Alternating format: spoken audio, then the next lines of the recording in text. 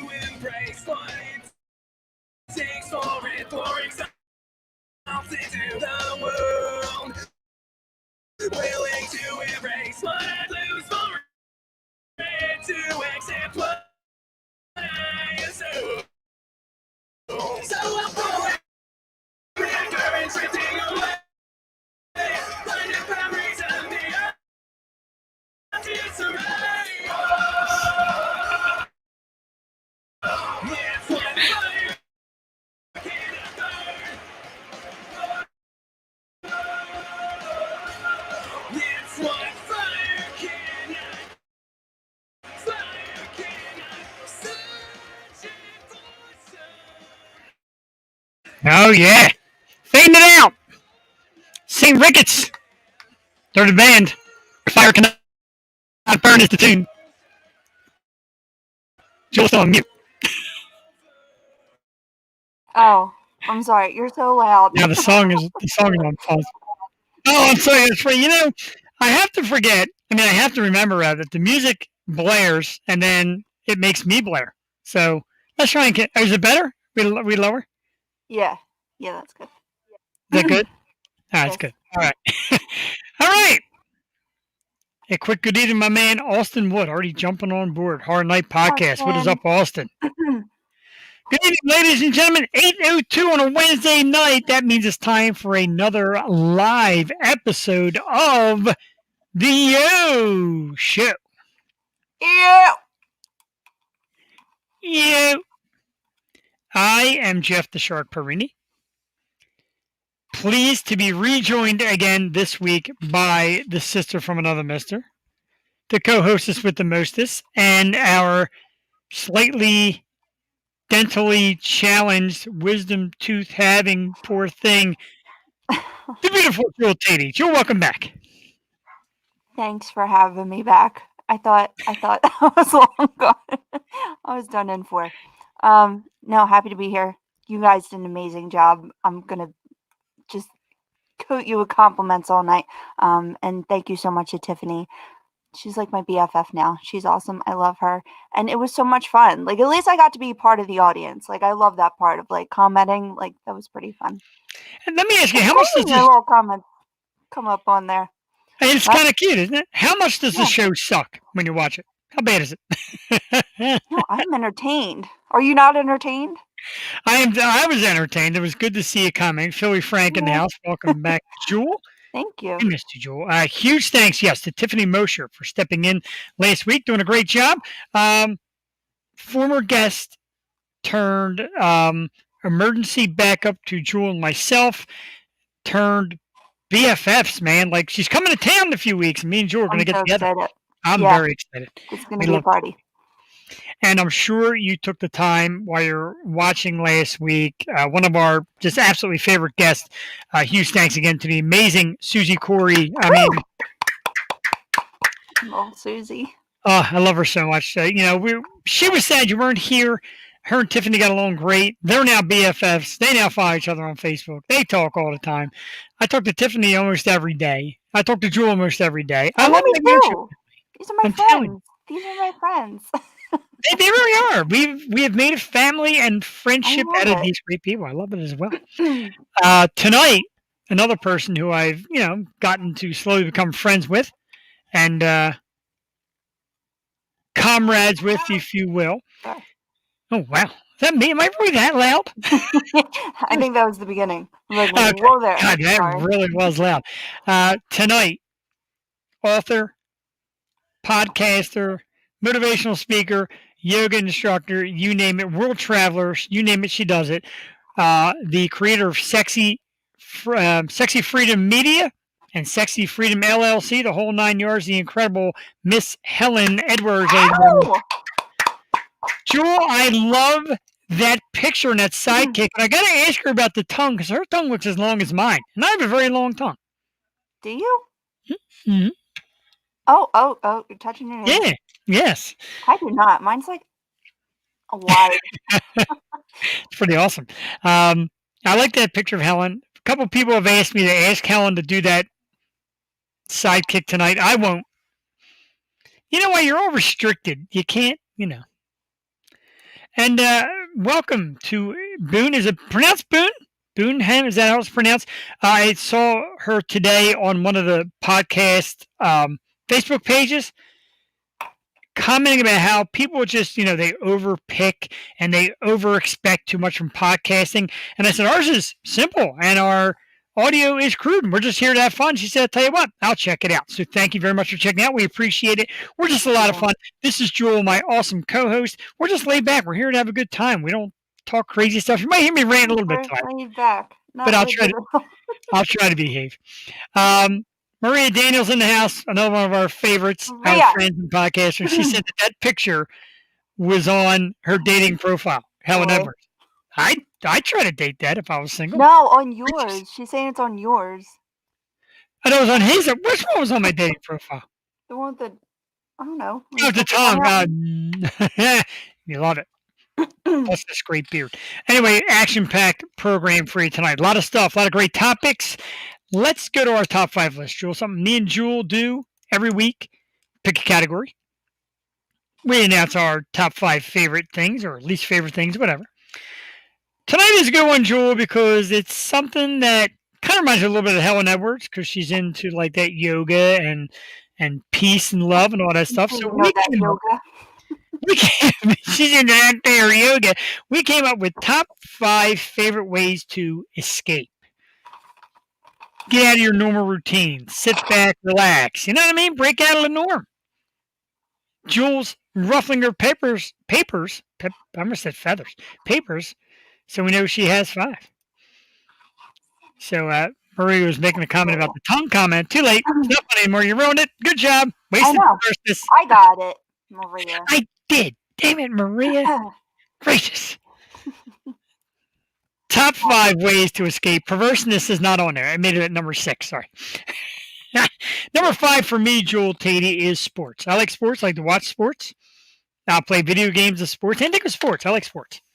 It's number 5. What's your favorite sport video game? Sport video game? Oh, that's a goodie. I go back to the classic Tecmo Super Bowl. Or also enjoy NHL hockey, whatever year is the latest.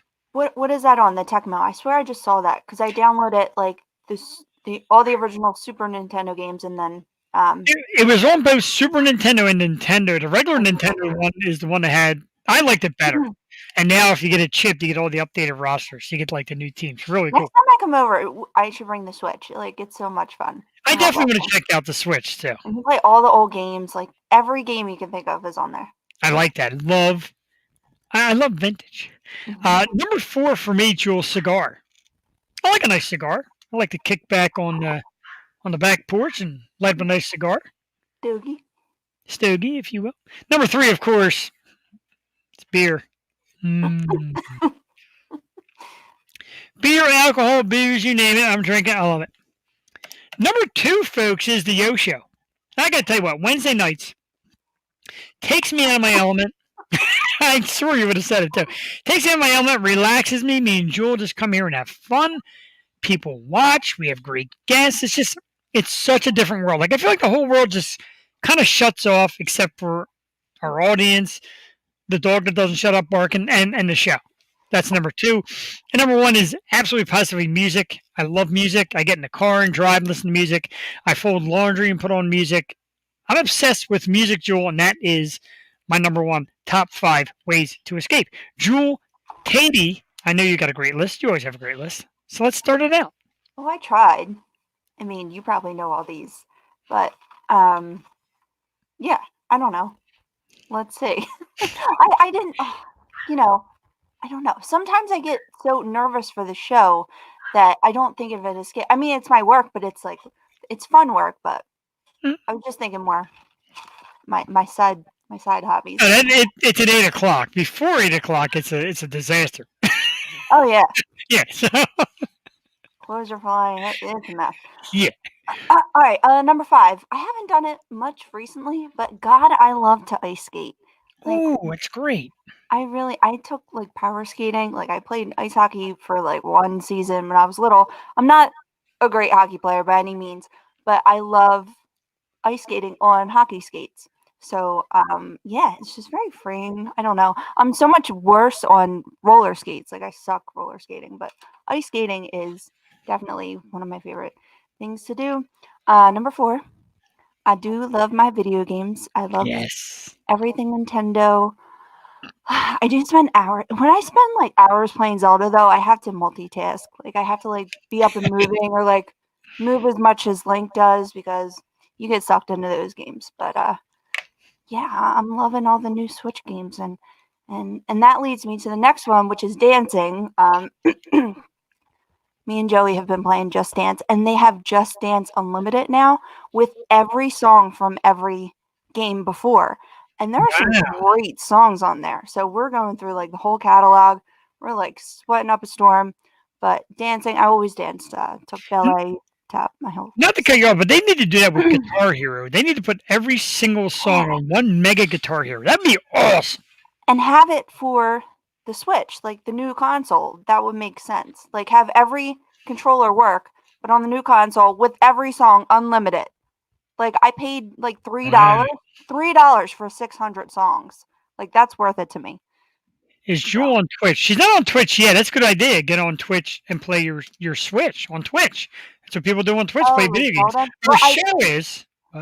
Oh yeah. Well, I beat like all the games I play. So, I was talking about Mario Odyssey the last time I was on. We beat it. So That's yeah, we crazy. beat games quick. Sorry. Number 2, I love to paint and draw. Yeah, I you're do very that good at it too. often. I probably like draw every day. I don't paint as much as I like to, but I have a stack of canvases. So when I get these bad boys out, I'll try to do some painting. What do you say? Yeah, his escape is Xfinity Lives and drinking some Captain Coke. That's my wife's new drink, Captain Coke. Really? Yeah, What's my drink? that's her thing now. She loves it. Oh, speaking of, well, we'll get into that a little bit later. A little plug for one of my local distillery friends. But yeah, Frank, I agree. I can't wait for things to get back up. Number 1, Jewel. Number 1 is playing sports. I mean, nothing feels better than whacking a baseball. It just doesn't. It's the best release when I'm angry and I need to just take it out and I can't, punch a wall. I go hit a couple baseballs or I go have a catch or I go play some basketball. Like that is just, it's heaven for me. I'm so excited spring's around the corner. I'm trying to get better so I could just sit outside and play some ball, even wiffle ball. I'll take it. Just, I need it. I miss it. Have you ever tried driving golf balls? I did. I'm not. I Oh, love golf. I'm just that's a not terrific a great release. golfer. Yeah. That's See, I want to whack it like a baseball though, so I don't have like the finesse. right. That's what I do. I don't really know how to hold a club, so I just kind of two-hand it and then get a nice swing and pretty good drive on it, and it just feels good to get that out. I love it. That's an excellent call too. My brother's like he was gonna be D1 tennis player. Like he's so good, and I'm trying this year. I definitely have to go to the court with him a couple times because I think I would like tennis. And that's very good. And Yes. and And the show. right, her escape is podcasting. Mine is too. I like listening to podcasts. I like doing the podcast. I think it's very relaxing. I think it's fun to interact with people. Like I said, we're not. I don't like doing that. Politics, this and this subject is so critical that, and I like to talk about goofy stuff. Save As that you'll for see. Facebook, huh? What's that? Save that for Facebook. Yeah, I know, right? Jesus, don't remind me. People are so testy. Don't be testy. Damn it. Yeah, about 15 minutes away, we're going to be joined by Helen Edwards. I'm very excited about that, Jewel. Maybe we'll do instead of topics, usually we'll do our little promo things. I first want to give a shout out. We don't do advertising. We don't really charge people to advertise. We're good people like that. But this yesterday I was at the Mermaid Spirits, Jewel, 2052 County Line Road, Huntington Valley, PA. www.mermaidspirits.com, local distillery. And you were talking about Captain and Coke. They have like their own white rum. They've got beautiful. They gave me these little samples. These are great. Rum finished with rye whiskey barrels. It looks fantastic. That's really cute. It has to be smooth, right? If it's their kind of. It's pretty smooth. It's potent. Bad experiences on rum that wasn't Captain. So Yeah, straight bourbon whiskey. This is a 102.9 proof. I've actually tried this before. It will kick your hiney. And they got a beautiful vodka called Forbidden Drive. ooh, Really nice. So I was there yesterday, and because they also run the bar at the Penn Cinema, which is right next door on County Line Road, Huntington Valley. So they run the bar, and they also do their own distillery, and the stuff's great. I'm like, you know what? They gave me these samples. I'm going to shout them out on the show. They don't even know I'm doing it. I just do it because I love it. So check them out if you're in the area, 2052 County Line Road in Huntington Valley. It's Mermaid Spirits. My man Dave and their awesome sales rep Lauren, who is kind of indirectly family. that's awesome. So that's very awesome. So check them out.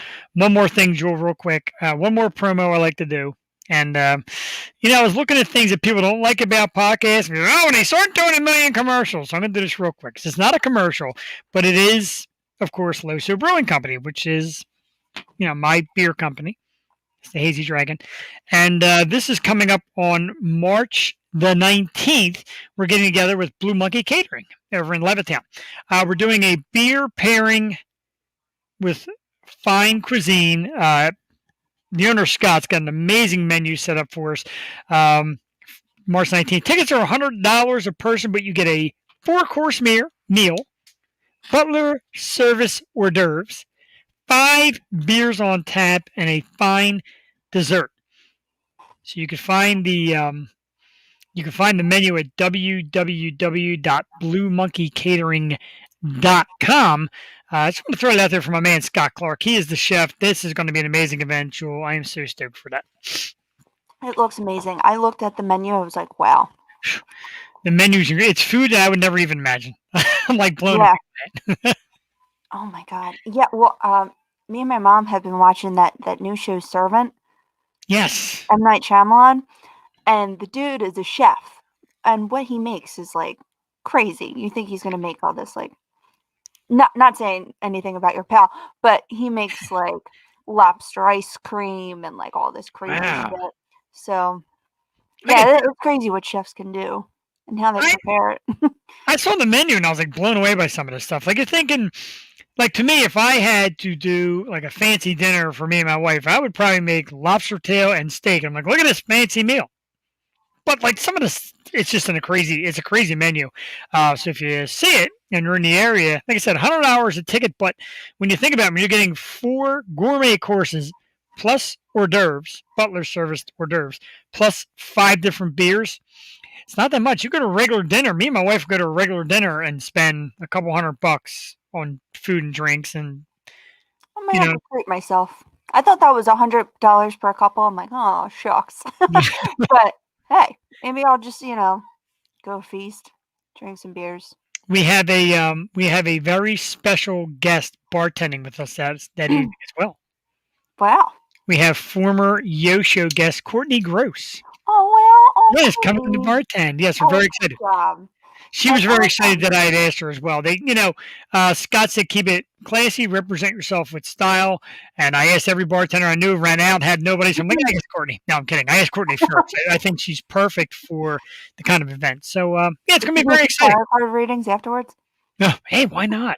A little after dark, if you will. Yeah. If it was $100 for a couple, Jewel, I'd be your couple. I'd be your second. That's kind. Thank Yeah, you. it's kind of weird because my wife's going too, so that would be rather unusual. Oh man, always got to say something stupid. That's Jeff here on the Yo Show. Let's do like 1 or 2 topics real quick, and the one that blew my mind was this space hurricane. Have you seen this thing? No. Wow.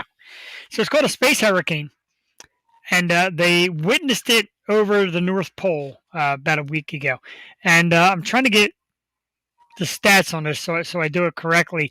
Basically, it's over North Pole. It consists of 600-mile wide swirling mass of plasma. And so basically what it does is it kind of throws out electrons.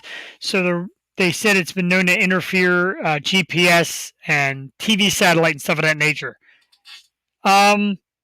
Is this like the next great disaster we have to brace for? It seems like we always have A new disaster.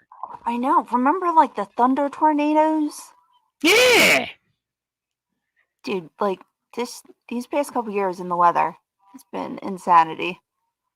It has been. And it always seems like, especially since like COVID, like there's always something new right around the corner, from the killer bees with the lasers and No, and the big snowstorm just happened in the yeah. Midwest. Like, it's never has it been that bad. Like, what the hell? I don't know, I feel like I'm kind of running out of ideas. Me and my sister said, we say all the time, like, we're going to stop saying, oh my God, I can't believe it. It's everything, you just have to believe it anymore. Right, anymore it's going to be, yeah, I believe it. Oh, I can't believe you did that. Oh, yeah, you probably would do that. Yeah, I believe it. Jules, somebody took the Tatey family trait. A fellow by the name of Rob Olson gave us a sad face. A sad face? Sad face. Well, at least it's not angry face. I'm glad we're making you sad. Rob, I'm making you sad. Don't be sad. We're happy here on the show. Yeah. Yeah, so there was a kind of a pick at people thing on Facebook on one of these podcast pages, and a guy said, what turned you off about a podcast or a webcast? And people said like, real bad audio, too many advertisements, conversation with no direction. So it pretty much was just checking them all off as the O show. Yes. Oh, so Rob Olson is a friend of Helen Edwards. Okay. Don't worry, Helen will be here shortly, Rob, we promise you. Oh, yeah. Just stay put. You won't be so sad. We won't be sad either. Matter of fact, before we get Helen on the show, I want to show this. This is a clip. This is a trailer that she made for her book entitled Nothing Sexier Than Freedom. I love the name of it. And, for her, like I'm sure she does, like, sexy has a different meaning for her than just like sex appeal, I'm sure. And I think it's like an overwhelming feeling of joy. We'll talk to her about it when she comes on. But I want to share the trailer of it because it's really deep. And Jewel had read the book and said it's what was the word you used, Jewel? You said today it's very bold. bold. But it's thank fun. you. I forgot. It's a bunch of things. It's very authentic, and I love those kinds of books. Like, that's right up my alley. That's great. And say what everyone's thinking. I like those too. And she really got the inner psyche of like the trials of a woman going through her like teens to 20s to 30s. So I enjoyed it. Awesome. I apologize to any author or anybody that writes a book that comes on our show. I'm a horrible reader. I have horrible attention spans to sit and read. So I apologize. But Joel does all the reading for me. But we're going to show the, like I said, this was a little trailer she did for the book, and I thought it was really neat. I apologize ahead of time if our audio doesn't come out great. It seems to be something we continue to deal with. But anyway, tonight's guest, Helen Edwards, let's check out this video real quick, a trailer for her book, Nothing Sexier Than Freedom. We'll be right back. They tried to suppress her. They tried to chain her to their ideas and beliefs on how to be a perfect woman. Perfect body type. Perfect mother. Perfect lover.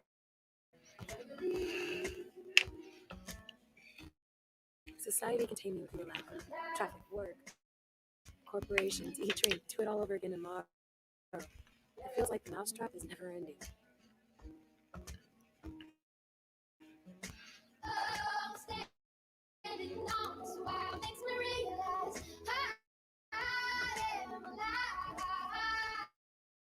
I would be lying if I said I was happy all the time. I feel pain. I live with anguish. I have hurts. I have anger. I question my worth. I am human.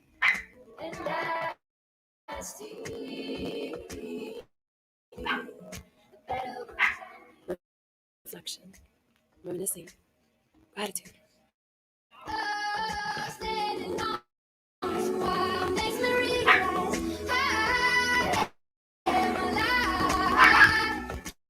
What if this moment is all there is? No one knows when it turns out. So be it. I will dance and live alive because it is my natural way. They try to suppress me with their opinions and judgments, but I release myself from those restrictions. I will not live my life defeated by others. I realized a long time ago that haters are going to hate and mistakes are inevitable. So why not live the best goddamn life and ride the wave of curiosity?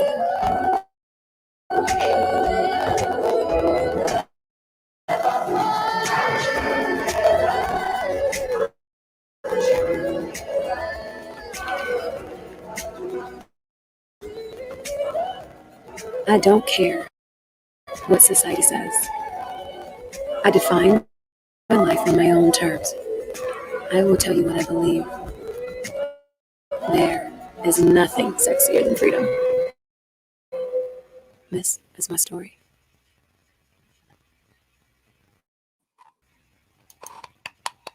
Wow. I'll tell you what, Joel Tatey, there is one thing sexier than freedom, and that is that trailer. Just awesome, great work, and I have become a big fan. How's my? Am I too loud still? You probably go down a smidge. I'll go down a smidge because now the video was too low. Now I'm too high. One of these days we'll get it right. We need a production crew. Anyway, that brings us to our guest, the author of the book "Nothing Sexier Than Freedom," the creator of Sexy Freedom Media and Sexy Freedom LLC, the Sexy Freedom podcast, and the whole 9 yards. One of the most talented, positive, uplifting people I've ever had the chance to speak with. And she's with us tonight, ladies and gentlemen, the amazing Helen Edwards. Yes.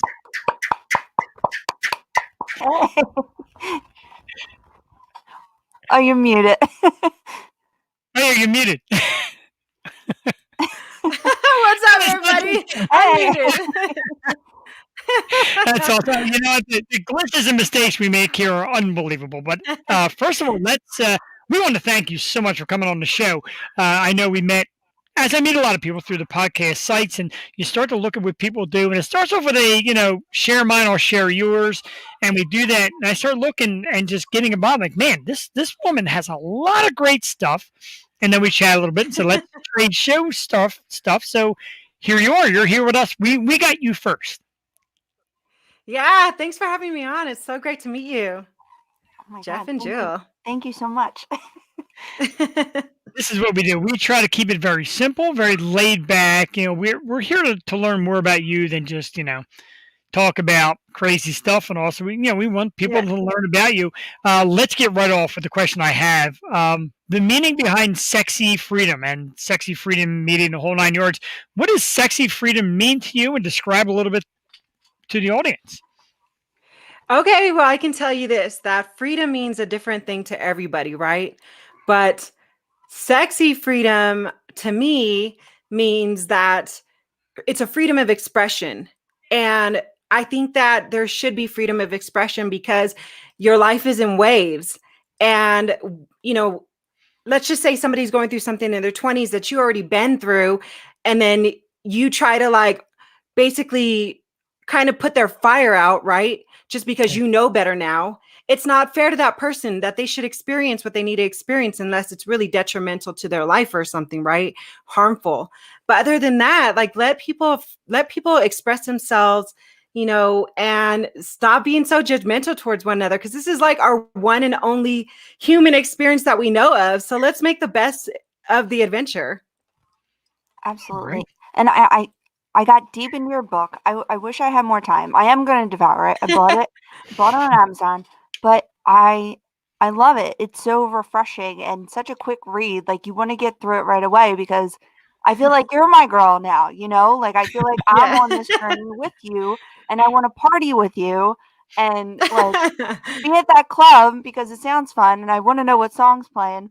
But the main message from the beginning I got was, we're so quick to judge everyone, and especially women, we nitpick every little flaw that another person has, and as moms, and we have this idea we're supposed to live up to, but really motherhood means so many different things for so many people, and parenting as well. So yeah, it was just nice that was your message, because that's what I say at the end, just be nice to everyone, and your message was be kind to everyone and don't judge. So is that the main message? I mean, that's not the only thing, but what do you want people to take away from your book? I think the main takeaway that I'd like is for people not to give up, really, because I kind of ended the book with a dedication to suicide prevention. And through the whole book, I'm going through my own grief, with my divorce and losing or basically the situation I had with my son, and then the friends, and then the heartbreaks with relationships. And every single time I was like, I'm ready to give up. I'm ready to give up, and I think that's what we kind of face at every chapter or moments of our lives where there's hard times. And it's like, don't give up, because there's always seasons change, and it's true what they say, you're going to miss the best is yet to come. That doesn't mean like the best of your whole entire life. That just means the best of that chapter is yet to come. Don't you want to see it? It's going to be super rad, right? No matter whatever age, too. Yeah, whatever age. Yeah. What's it like to be 70? What's it like to be 80? What's it like to, what is it like to go through these different trials and errors? I agree. And I always see myself like I progress in happiness with every year that passes. I think I'm just happy to keep making it year to year. And every year something good happens. I stay positive. So I love that message. That's great. Let's talk about the podcast, because we do it here. We call it a webcast, but it's podcasting. Of course, it's it's a little bit of a challenge for everybody to get creative and satisfy everybody. What kind of challenges do you find in podcasting? What are some things you love about it? What are some things that are difficult about it? Yeah. So first of all, we're all fellow podcasters, which is really cool. Podcasting is a game changer. It's basically free advertisement or free expression, right? If you don't have a business, you're basically expressing your business, which is who you are. That's your business. I am my business, right? Another thing I really like about podcasting, because I actually almost gave up a few times because one, it didn't bring in money. I felt like it was a waste of my time. But then I started changing my perspective, and now I'm a big advocate for everybody to do it. And this is why. And it's the same reason and the same message I give about writing a book or starting a business or whatever it is. And that's because you're not promised tomorrow. If something happens to you, it's kind of like a time capsule.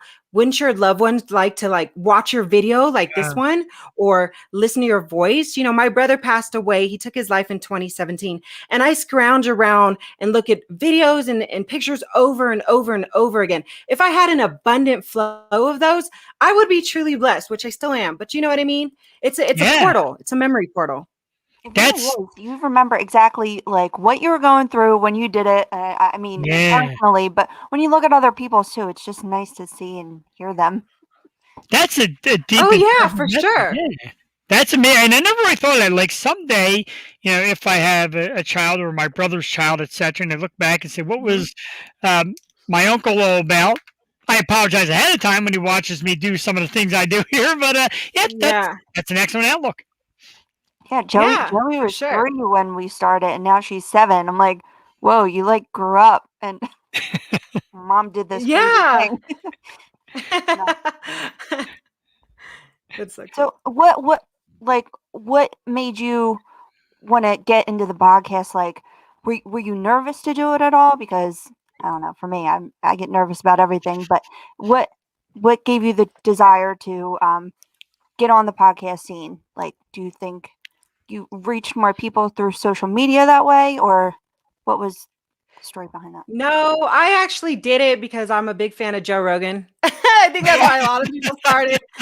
I was obsessed with Joe Rogan, and I was like, I should do a podcast. And then we just thought, well, if Joe Rogan can do it, we could do it. And I felt, I'm pretty sure a lot of people say this, their version of Joe Rogan. I guess we're kind of like baby Joe Rogans.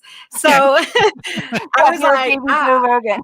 I'm a baby Joe Rogan in female form. And and I was just like, gosh, I want to be like Joe Rogan when I grow up. So so me and my friend actually started it, and it was our setup was so clumsy. I think we recorded 5 times or 10 times because we couldn't get our audio right. We couldn't get our setup right.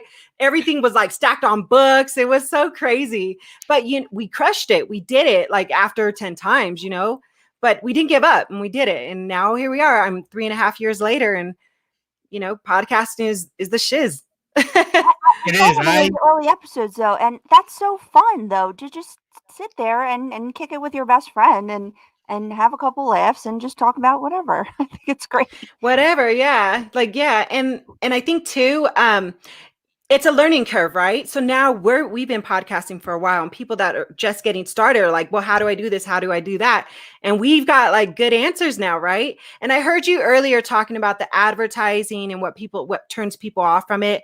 I remember when I first started, I was like, I don't want to advertise or anything like that, because everything I do is based on the sense of freedom, right? So if I wanted to do a podcast once a month or twice a month or once every 2 months, that's how I did it in the first 3 years. So this is my first year that I actually committed to consistency. So now I'm doing them every Tuesday. And so it's kind of like you just play with it, right? You play with the technology and make it fit whatever thought process you're in that moment. Yeah, ours is a little crude. I'll be the first one to admit it, but we're not technical wizards and we don't have millions of dollars we pumping into it. What I do with advertising, I throw some shout outs to local places. I don't ask for money or anything, just shout them out. And, sometimes I pop in and say, hey, thanks for mentioning me, which I love. I understand. I'm going to tell my audience and your audience is paying attention to us tonight. This coming Tuesday on the 9th, you have a super sexy superstar that's going to be on your show. Any idea who this guy is? I heard he's Yeah, Jeff is going to be on my show next week. I'm really excited to get to know you more and deeper conversations. So yeah. Thank you. I'm very excited about it. Definitely look forward to it. A question I was going to save for later, but I'll bring it up now since we're talking about podcasting. There's a lot of people new to the game that say, I'm going to talk about the cutting edge stuff and I'm going to talk about controversy and I'll say whatever I want. You can't stop me. Do you think, even though it's podcast, even though it's independent and there's a certain freedom, like you like to say, is there still a certain responsibility to kind of watch what comes out of your mouth? Yeah. And that's like new people coming along. I mean, for me, I really don't care what people do until it comes into my realm. If it comes into my realm, then we get it talking. But after that, like, you're living your life, you're doing your thing. And if it makes media and headlines, I mean, look, my energy is precious. I'm very careful where I spend it. It's worth more than money to me.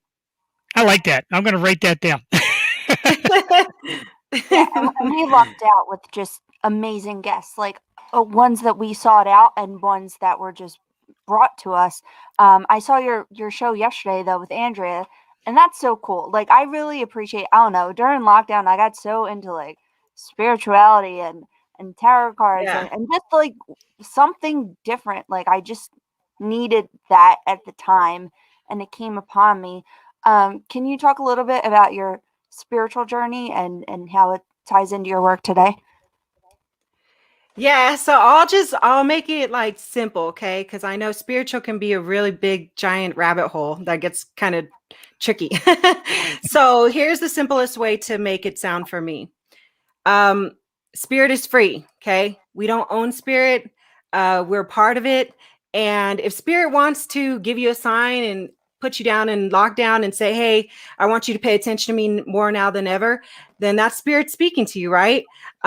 It's not for anybody to say, all right, so I got a kind of a thing with people saying, doing like meditation 5 minutes a day, 30 minutes a day, once a day, okay? I think it's great if you're starting out. Perfect. If that's what gets your foot in the door, perfect, okay? But spirit is not on anybody's time. Spirit's on its own time, and I think if spirit wants to change the game, however spirit wants to change the game, then who are we to stop it? You know what I mean? So if it comes to you in a dream and you feel like a quack for telling somebody about that, who is anybody to judge you? Spirit wants to do what spirit wants to do. It can come to you through a homeless man or a rich man. It doesn't matter. That's how I feel about it. I love that. And I wish I could, I don't know, tap into that more, I just feel like more people need to know, like, I don't know, someone's got your back. Yeah, just burst open like Starburst. Really like we were locked down. Like I was I was by myself and my daughter. Like it was challenging, I just moved Yeah. out, like, and it was, Aw. here she is. Yeah. And Thanks. so how did that affect your work? Did you get more creative during lockdown, or how was your time? Yeah, so I was actually in Phoenix, Arizona when the lockdown happened for me, and there was so much fear everywhere. And I actually got sick. I actually got COVID, Oh, wow. and I knew it was because I lost my smell and taste, and that's never happened to me in my life. And so I quarantined myself, and that's when when it hit me, I was like, okay, so I'm a kind of person that's like, let's handle it. I don't like to overthink when a problem comes. I'm very outspoken. So even to myself. So when I knew I was sick, I'm very holistic. I got a huge bag of holistic remedies. So, I just dug in. I knew what to do. I knew to starve the yeast and the sugar. I knew how to take care of my respiratory. I knew exactly what to do. So I jumped on it and I did a couple fasting prayers, sweats, humidifiers, everything, supplements. And I remember in that moment, I was like, I need to get away from the fear because fear and stress will add more sickness, right?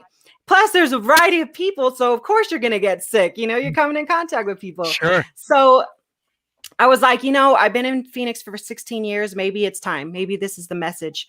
And I had been thinking about traveling, doing a solo travel for a while, and what's crazy is I called my mom. She's on a ranch. And I said, hey, I'm packing up and I'm not telling anybody. Because the thing is, I knew if I told my friends that I was moving out of Phoenix, they were going to talk me out of it, Right. and friends have an influence on you. And I didn't want any seeds besides my own. So, and I want to make this decision for myself. So I just packed my stuff up, moved out, went to my mom's ranch for a month, got completely 100% better. It's middle of nowhere on 40 acres with animals. And it was amazing. We had such a great time. And I just hit the road and I went everywhere I wanted to go. And I went to the beach. And I had one of the best times of my life. And this isn't my first time doing this.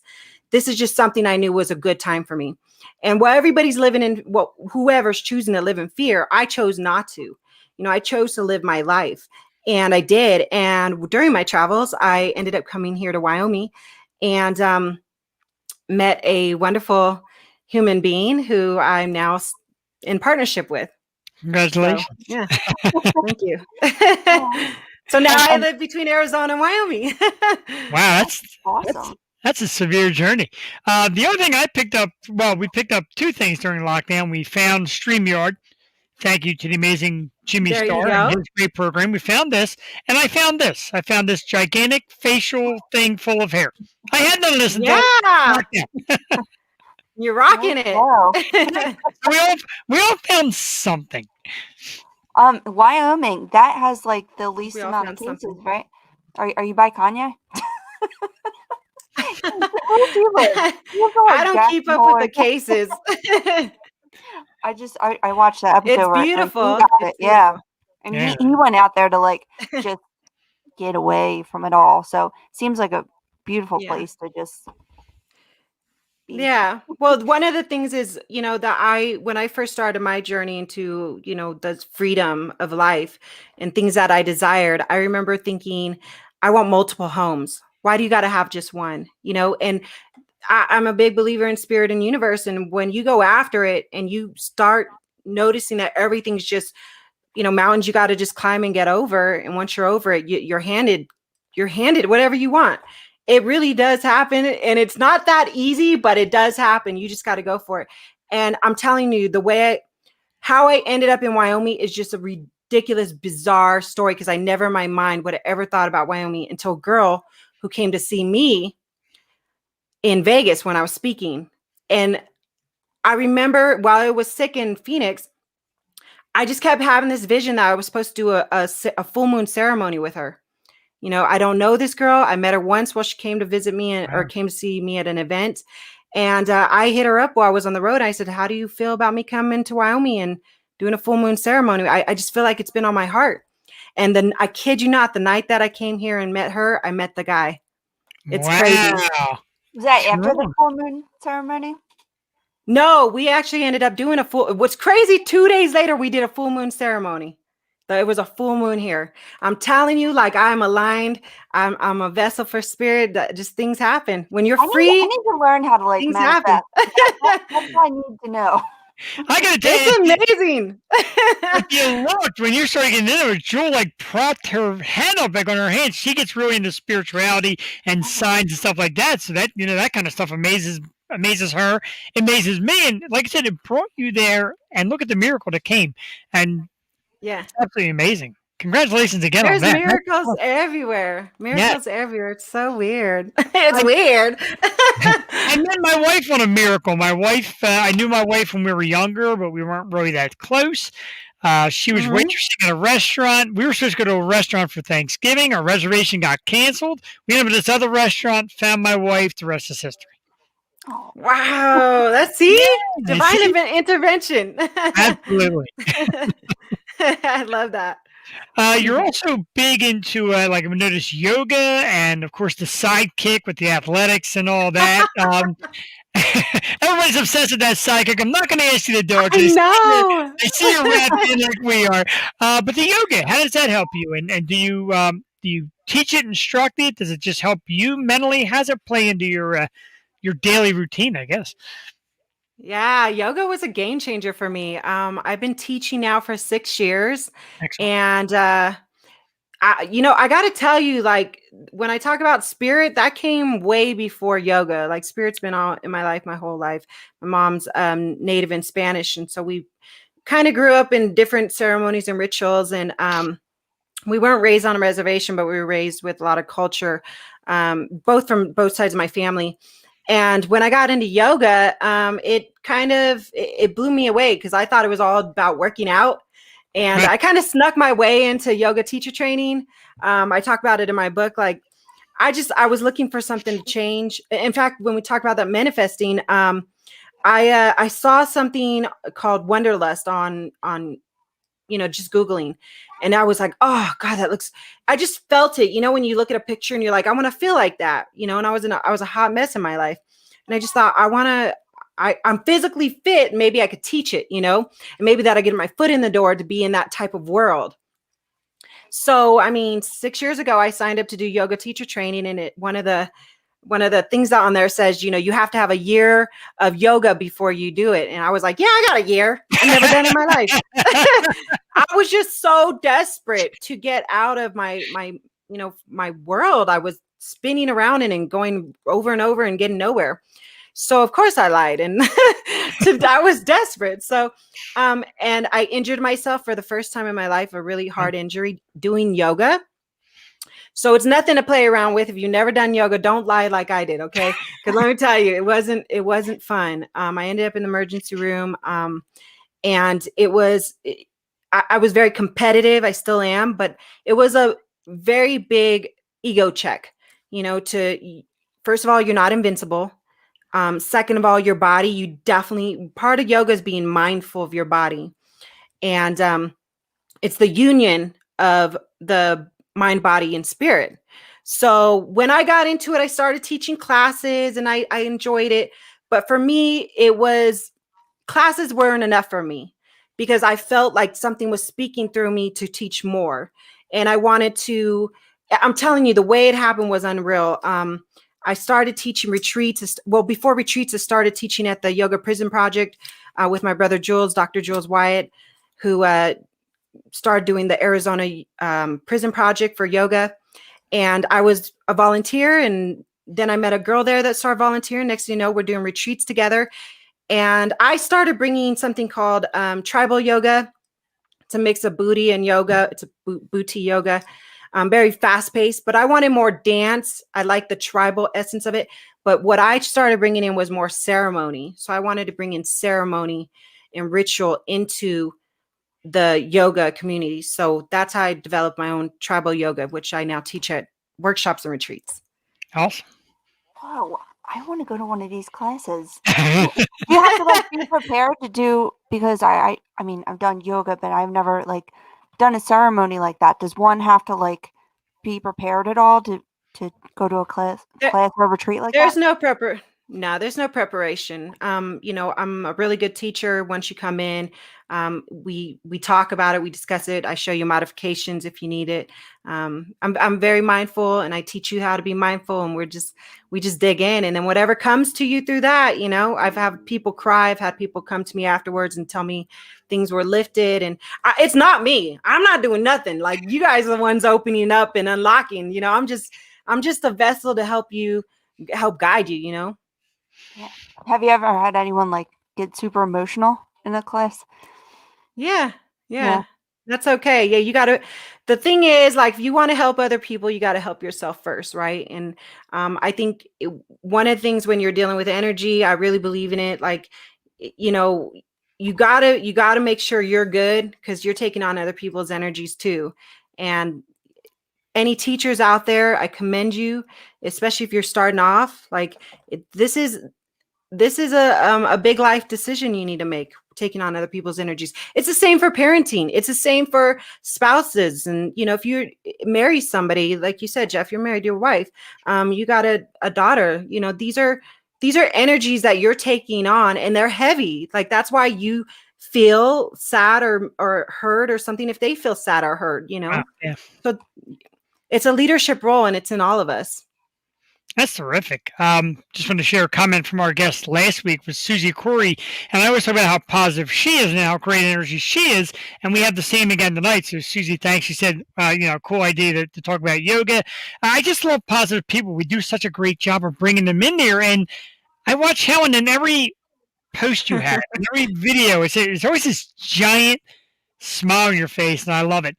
And you said in the beginning of your book intro, there's times where you're not okay and you're not smiling and etc. What do you feel is the most real emotion? Do you feel the big smile and you want everybody to see you smile, or do you just feel like everybody should just kind of wear what they're feeling? I mean, that's a twofold question, because okay, so it goes back to what you put out, you get back, right? So if you're going to dump all over Facebook, if you're going to smear somebody, if you're going to smear yourself, you're going to dish out on your fight that you just had with your boyfriend or whatever, be mindful of that. People are looking at you, especially if you're a business owner or an entrepreneur, or you're somebody out there wanting to help other people.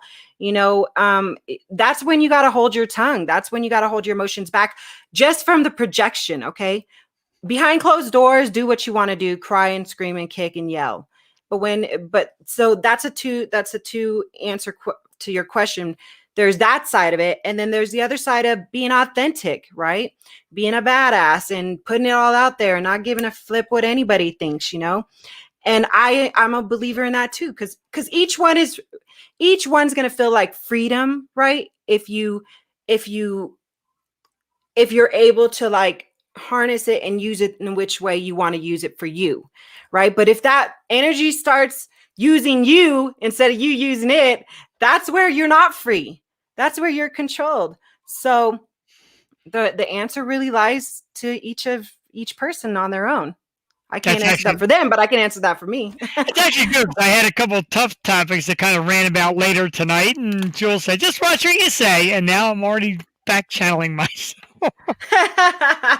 It's a slippery slope, and it's so. I mean, it is hard. It is hard being live. It's hard when you're not having a good day, and sometimes. But you have to keep in mind the ultimate goal that we're all trying to do is just to be here and reach out to people, connect with people such as yourself, who are such positive influences, and we thank you so much. And I thank you for your book and your insight. And I wanted to know, like, because there was a time where you're like, you might be like screaming, going to work for someone else. Like, what would be your trick in the moment? Like, I know we can meditate and stuff, but what would be your trick in the moment if someone was about to have a panic attack, like I often do? like what calms you down immediately? Like, do you just get in a good headspace? Yeah, I've actually had a panic attack. I have vertigo, and I had a vertigo episode, a really bad one, unexpected. Gosh, like I've had two in the last 2 years, and where it was fierce. I was doing in fact, when I felt it coming on, I started doing the meditation, I started doing the music, I started doing like everything I could think of, and nothing was helping. It was crazy. And I have no idea what brought it on, but the one thing, so I try to do a checklist. Okay.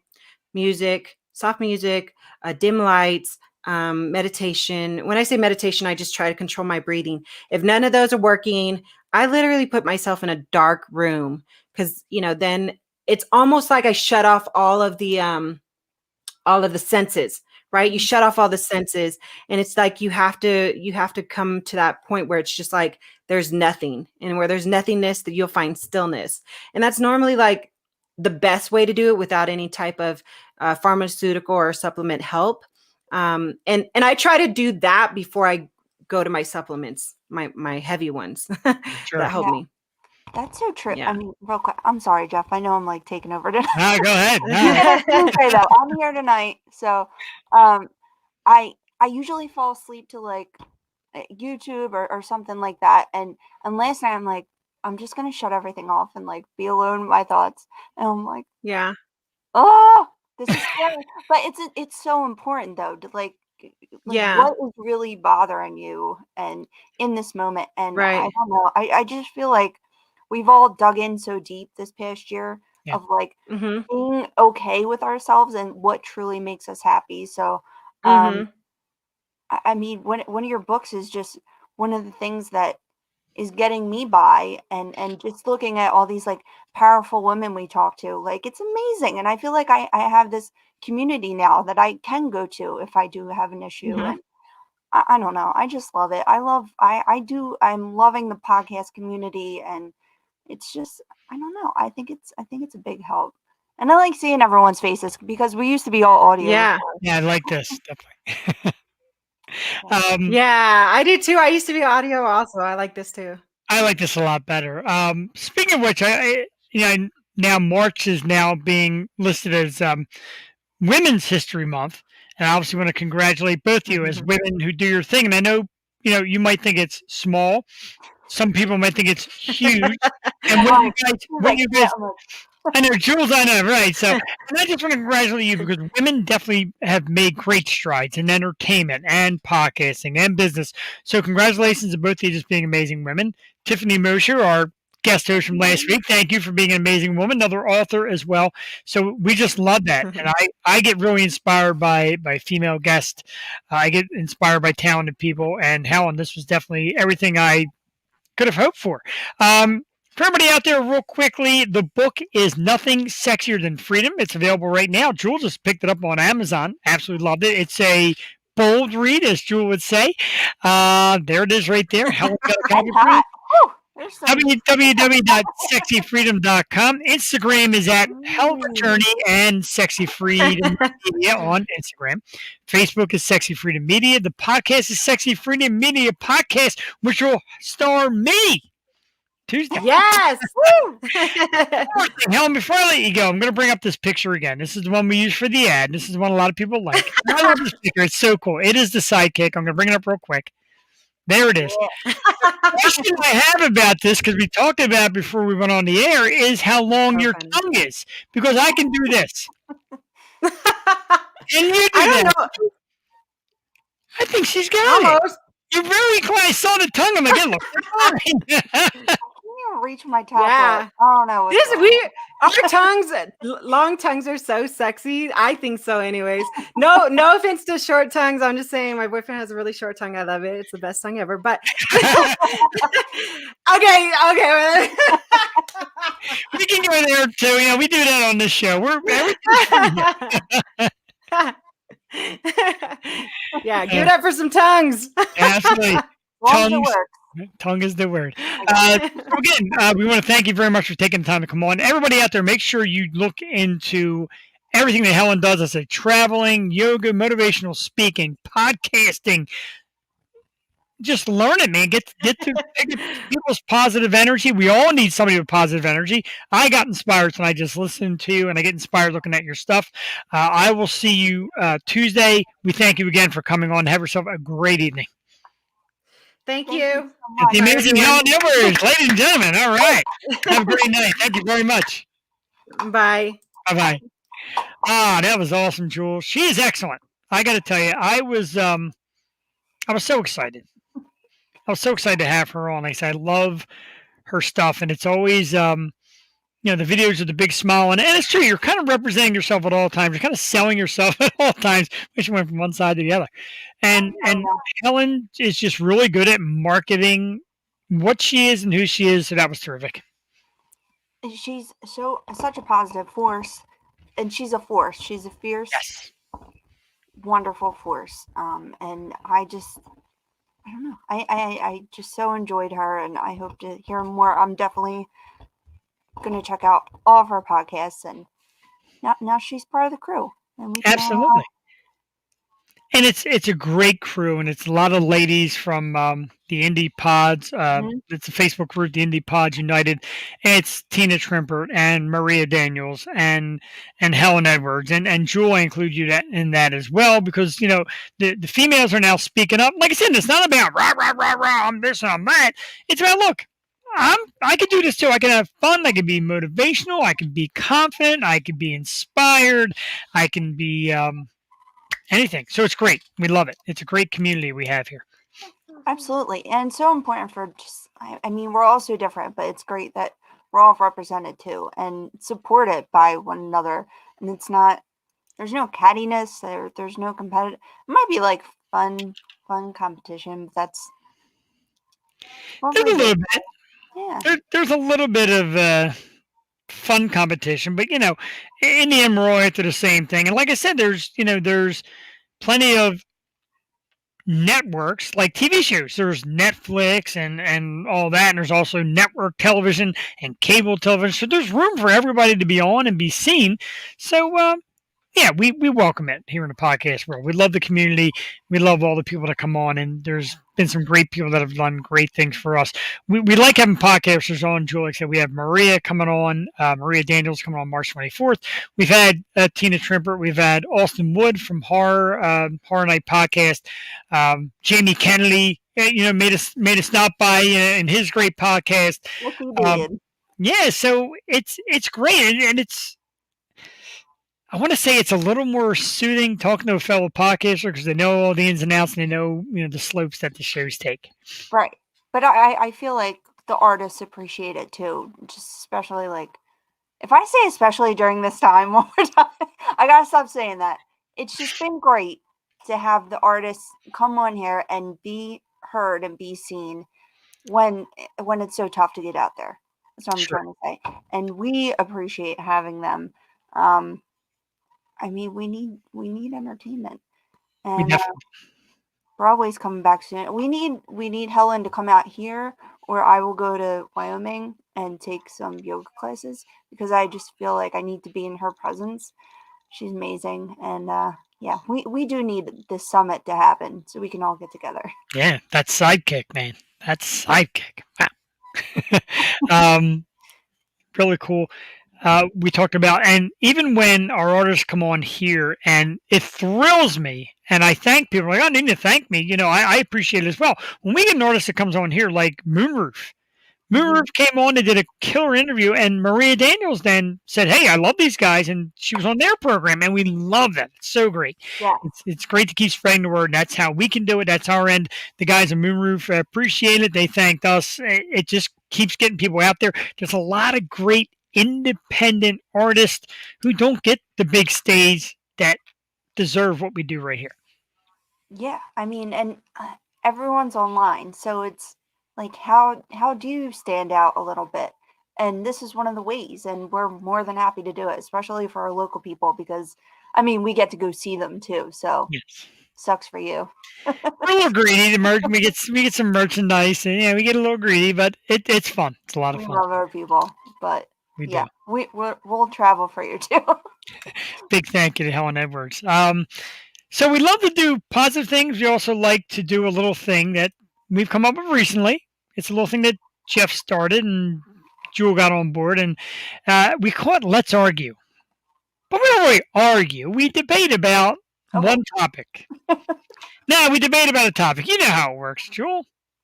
Yeah, it is. This week we did the great cheese So debate. Jesus.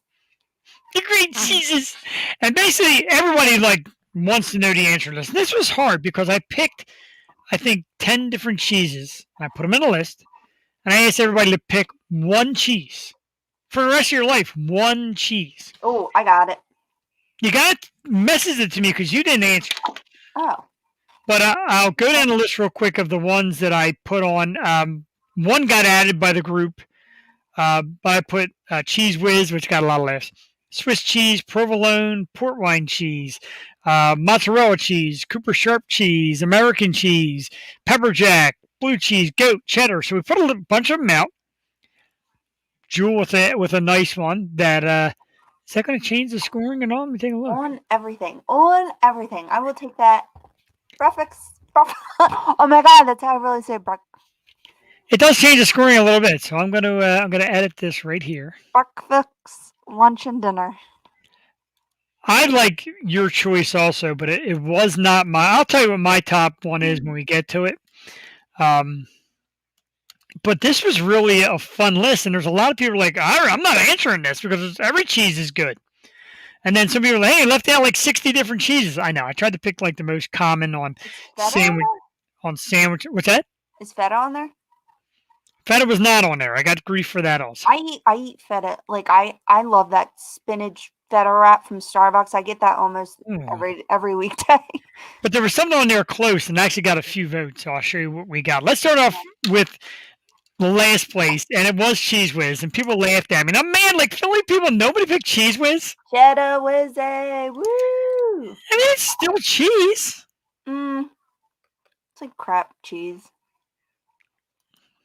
So my Canadian friend there, Miss Rebecca Conrad, laughed at me for saying Cheese Whiz and asked how it's cheese. You're not in Philadelphia. You don't know what cheesesteaks are all about. I mean, we do eat it a lot on our cheesesteaks. Now, the next one was voted in by two people. I didn't have this on the list, but a couple people said this was Gouda. I've never had it. I'm not a big fan. And they're like, oh, smoked Gouda. And I'm like, no. I need a charcuterie board, a real one. Oh, I love anything charcuterie or charcuterie. I got to ask, we had that talk that night with Tina Tribert. Charcuterie? Right? Charcuterie, I think. It's not cuttery.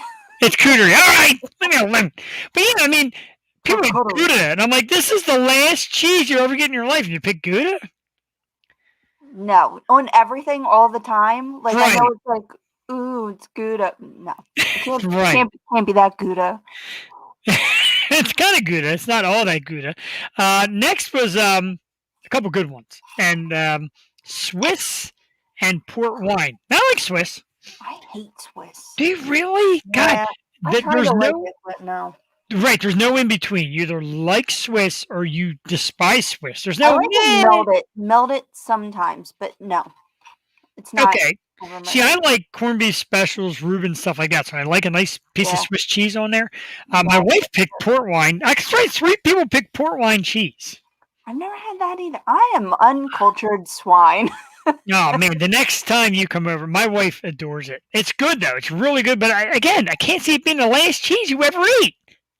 Yeah, no. On everything all the time. Like, on your eggs, on your lunch sandwich. Who the hell is eating a cheesesteak with port wine cheese?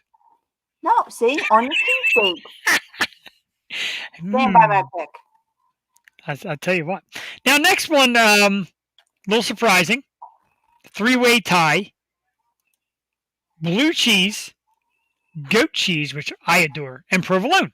Jewel Tatey.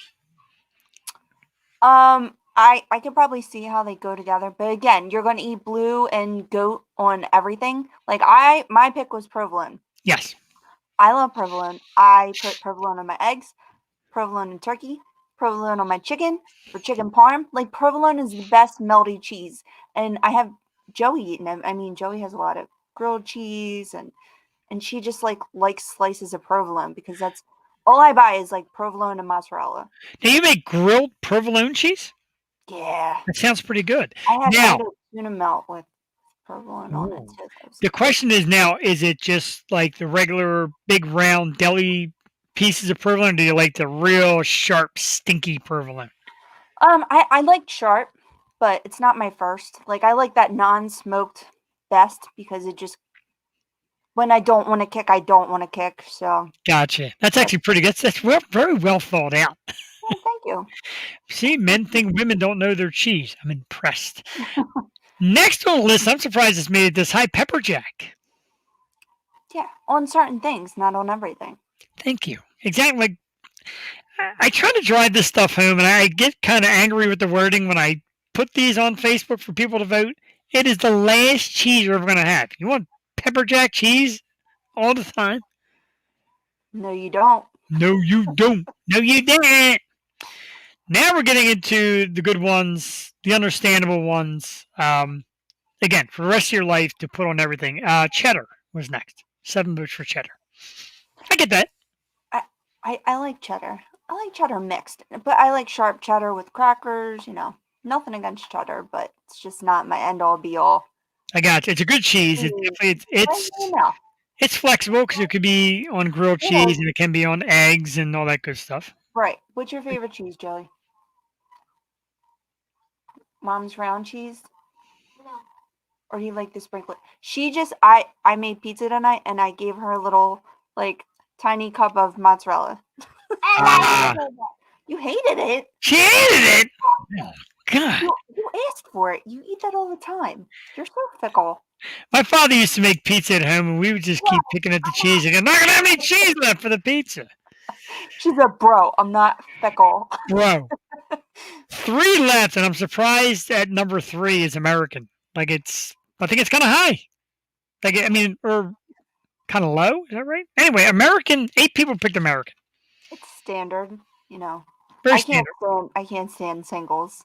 If you got singles, I will slap them out of here. Wrapped up in. I get that for grilled cheeses. I do buy. I like deli cheese better, but I do get it sometimes for like the slices. For like grilled cheese. It's got to be mixed. How about just 5 cheese goodness? A lot of people were mad at me. A lot of people refused to answer and said this is the dumbest thing I ever asked. Did you ever have the 5 cheese pierogies? Yes. Oh, they're so good. They're like pizza pierogies. Oh my God. Yeah.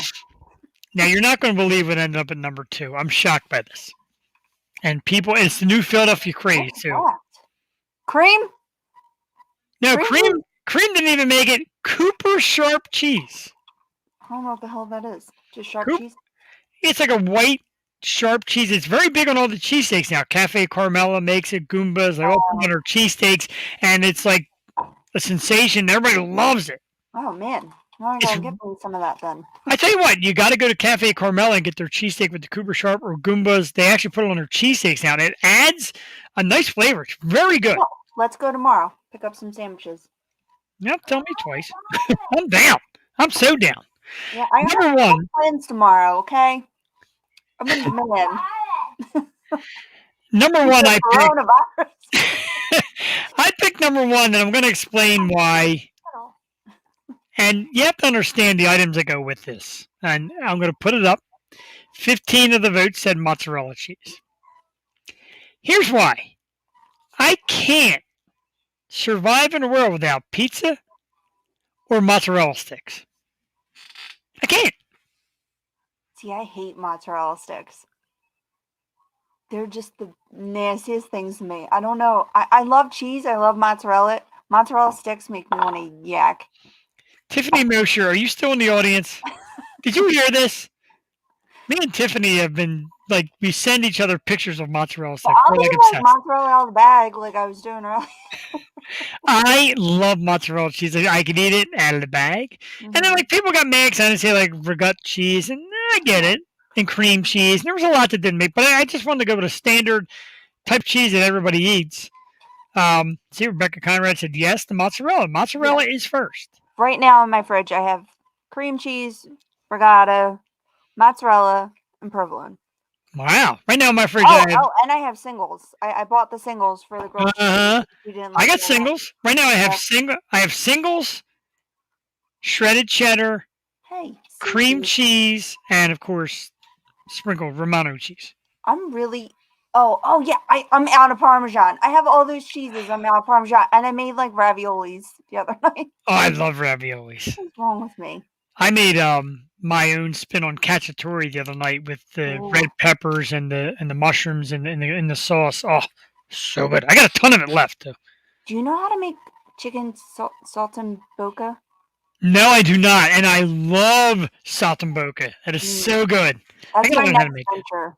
So I love that stuff. It's awesome. Yeah. I'm getting like hungry again. we should have a dinner party. We should. You are. Yeah, I am. The beer is. We should have a Yo-Show dinner party. We're doing like a Yo-Show everything. Potluck. Potluck. So thank you everybody for the cheese list. And I was very pumped because as I'm counting it off tonight before the show, I'm like, oh my God, like they're really getting close. And they kind of separate a little bit. But mozzarella. I won again. I have been on the winning side of 3 of the last 4 of these You Let's don't Argue. want to be on the winning side. You want to be on the different side. What, Gouda? Not I hate Gouda, but like Gouda. mine's good and appropriate for all foods. Yours is good. Provolone is definitely a good choice. It was kind of a shame that like some they get more love. Like Swiss got a lot of hate. A lot of people are like, they're Swiss. I like Swiss. I guess yeah, it's an acquired taste. Let's get some topics. Let's do some more topics. I'm going to talk about this first. I'm done. I know Helen Edwards is just on and talking about presenting yourself in a certain way and this, that, and the other thing. But I've got this T-shirt on, Jewel, from Target Con. And this Target Con 2021 was supposed to be a Target exclusive with the Funko Pop community. Right? Who doesn't love a good Funko Pop? I do. So last week, my friend Christian and I went out shopping and hunting, if you will. We hunt for collectible stuff when we shop. And I go in this one Target store, upstate PA, and they had a display. And I'm like, what's this display? He's like, oh, tomorrow's this big event. All the Targets are going to have their exclusive Funko Pops. Get here early because they're going to sell out fast. And I'm looking at the labels of what's going to be available. And I'm super psyched. There's a brand new Michael Jordan in like a white Bulls jumpsuit. There's Otto from The Simpsons, a bus driver. Skeletor on like a big Horse thing. no. When you're the king, you sit on the throne, like a big throne. I know. There was a lot of good ones. So I tell him on the ride home, I said I'm going to wake up early. I'm going to Target and I'm getting there first, and I'm going to get my pick. It was 28 degrees out. I am out the door 7:25 in the morning. Target is 5 minutes away. You know where Target is. 5 minutes away. 7:30, I'm in line. Another guy pulls in. I'm like, all right, time to get out of the car, get in line, and wait, because it's Target Con. I'm waiting in line. We're talking. I see guys calling their buddy. I'm here. Yeah, I'm going to get... Oh, yeah? There was like a line? Yeah, there's a line. And the line was getting bigger. You know what I mean? I'm first. I am first. I'm like face on the glass. There is chair. So. Like nerdy guy, first in line, face glued to the friggin' window first.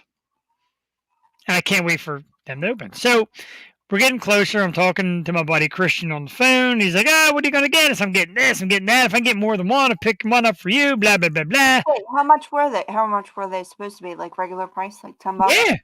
$8.99. Oh, damn. Right. So I'm super stoked, right? And I would have been happy just getting one. I'm like, if I get the Michael Jordan one. That whole top area. Right? Like I was, I get there. The door opens at 8 o'clock. Me and a couple of other geeked out Funko Pop collectors go tearing through the store because you know where they usually are. In the back. There was none. None. They had none of the special ones. No end cap. So the one guy says he grabs Fire his festival. The one guy grabs one of these shirts. She's like, "Where's the Funko Pops? Isn't today Target Con?" She's like, "Huh?" And she goes to the back, comes out and says, "I'm still looking. Hang tight." Goes back in and comes out with one little box that each had the giant Pikachu, which I forgot to bring in because I got stuck on one of them stupid things. Giant Pikachu, and then they had 4 of these T-shirts in their box. I leave. I'm like, all right, not the end of the world. there's a woman in there who's like in her 60s who came for her husband because he collects. She knows nothing about it. Came. All these people in line are now leaving. Oh my God. So we all make the agreement to drive over to Neshaminy. I drive to Neshaminy. I go inside. None. They have 2 of the giant Pikachu and 4 of these Are you shirts. serious? It gets better. Back in the car. Drive down to Northeast Philly on the boulevard by Chicky and Pete's. Well, you know that's not going to happen. But not only do none of them have it, they don't have the display. They never got the shipment. So Target foiled my entire reason of TargetCon with delivery. Meanwhile, my buddy Christian's like, my brother-in-law's in Jersey. He's got them all. He's got extra ones. He's got triple ones. No. All you had to do was go across the bridge. Right? I am kidding at Jordan. Damn. He picked me up at Jordan. He did. I was fuming. He's like, dude, you got to do this on your show. I'm like, no, I'm not going to do it on the show. I'm going to wear the shirt. I'm going to put on the button. I do love the button. It's, No more. it's a little Target dog. Little bullseye. Thomas? Come on. It's bedtime. Brush your teeth. Bedtime. Brush your teeth. But the letdown, Joel. 7:30 in the morning. Zero. That's insane. I feel like, for some reason, because I go to the same Targets you do, I feel like they're so unreliable. And I don't know. I got opposite experience because I found shit that wasn't supposed to be there and was out beforehand that Joey found that didn't even have prices on it. It was when the LOL Barbies just came out and they were in such high demand, or they were. And she found one random one. And I took it up and she's like, oh my God, this isn't supposed to be out for like 2 weeks. Wow. I'm like, oh man. And I had Joey with me. So it's not like, hey, here's the doll you want. Let me not buy it for you. So the lady's like, what do you think these are like price wise? I'm like, I have no idea, because the little LOLs are like $15. $15 for a little doll. And, but the Barbies are 30 a piece. Jesus. So she's like, I'll give it to you for like 20. Okay. I'm like, yeah, here we go. So negotiating. Exclusive LOL Barbie-licious Barbie. So we did a little YouTube video about it because she was like the first one to get it. So we got like 500 views on our YouTube. But yeah, opposite experience. Like Target's so unreliable though. That's great. And that's the way it goes too, because I'll collect some things and I'll put them up on certain sites and like hundreds of people will view it just like out of the thrill of getting it. Mm-hmm. And the funny thing is, like the one store we went to upstate, I said to the kid, I'm like, is there any chance to sell them tonight? He's like, no, they're not scanned and loaded in the computer yet. We do it in the morning to be ready for it. So they'll be ready by the morning. Now it was a 2-hour drive. I'm not driving 2 hours to go back and get it. And I end up with dick. Zero. So are they having a re-release or is that it? They came out the next day at these select stores. Oh yeah, the next day. Come get all you want. Are there any left? No, they sell out fast, and they were supposed to be a one-day exclusive. So, there's a letter, there's an email that I've already started that is going to go out to Target. I'm not trying to sound like a privileged jerk, but come on. Hook me up, man. I'm there at 7:30 in the morning. Is there really... I'm not. Is there any character you don't have? There's a lot of characters I don't have. There's tons I don't have. I did get another Velma, and I did get another Motley Crue, which I got at a great price. Velma is like... You sell them, so... Velma's like one of the top... Yeah, I trade and sell off the extras. I hunted last night for Buffalo Bills quarterback Josh Allen. He's like the new hot one, and they're selling for hundreds. A guy had it for $40. Me, like an ass, tried to bargain for $35, and he turned me down and sold to somebody else. Oh, damn. That's what you get when you barter. Take the price. Buy it at the price. I got some new things I wanted to show off. I'm ready to man cave it up because I got a ton of stuff too. So let's start with you. Oh, let's yeah. do some Do great you have stuff. them with you? Oh, yeah, all right here. All right, you start off. You want me to start off? All right, well, first I'm going to start with a stupid Target Con shirt. Get out of here, Target Con. I got this today. 1989 starting lineup, Mike Schmidt, with the white and maroon Phillies uniform. That was like one of the It's like a cult following behind the white and red, the white Oh and my maroon. god! I thought you were gonna bust out a pop Funko of Mike Schmidt. Schmitty. They don't have them yet. I wish. But speaking of Funk Popos, I got these. These are new. These are mini Funkos. It's Deadpool, venomized Deadpool with a taco in his tongue. Look at that. Oh, they're cute. These are minis, and you get them. You find them at I don't want to. I'll text you later where to find them because I want everybody knowing. Yeah, They had, this was a Funko, but it's not. But it's like miniature. Yeah, let me know. there's a lot of great miniatures out, and some of them like mystery with like a black box. You don't know what's inside. So of course the idiot took the tape off and take them out. Anyway, some wrestling ones. There's Sting. These are new minis. These are by a company called Loyal Subjects. WWE Sting. Got 2 Stings and Finn Balor. Look at that, scary. And then, speaking of Funko Pop, my wife got me these, Jewel. My wife is in the doghouse a little bit on Monday, so she went out and got me these great gifts. They're not available till June 2nd, but I'm so excited. Funko Pop Land and Sixers fans, pre-order slip in hand, Julius Irving. Oh, that's cute. Oh, look at this one. Complete with dual earrings and everything. Allen Iverson. Oh my god.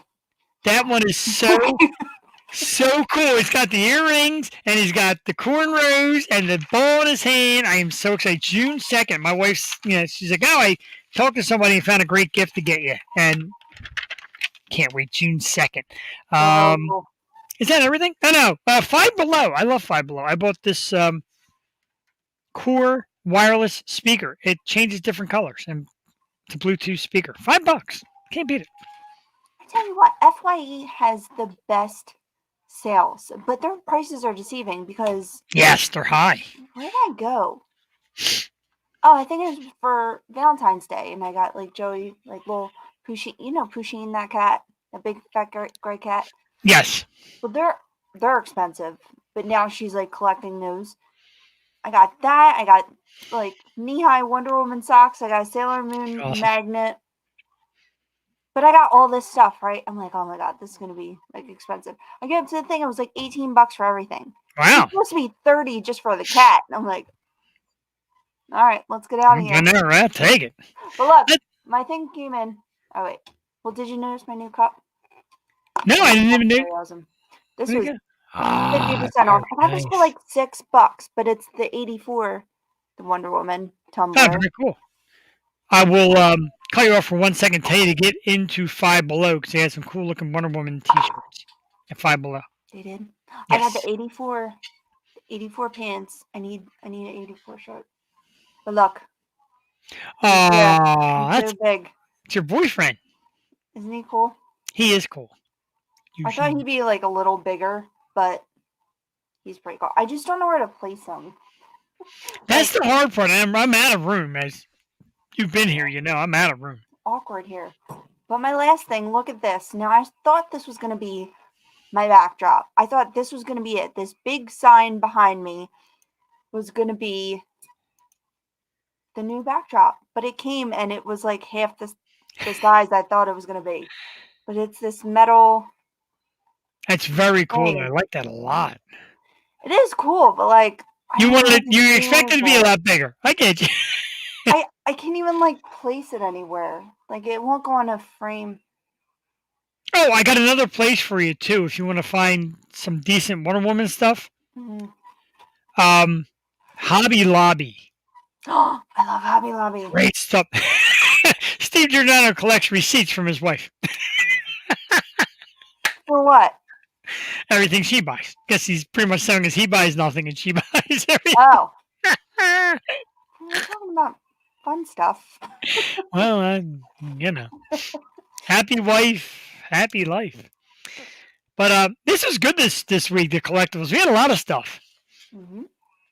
I got more stuff. Oh, I want to show you this. And this is a shame that this foiled. I went out and got this. I got to mute it so it doesn't talk over me. I'm going to play this. Let's play some Jeopardy music.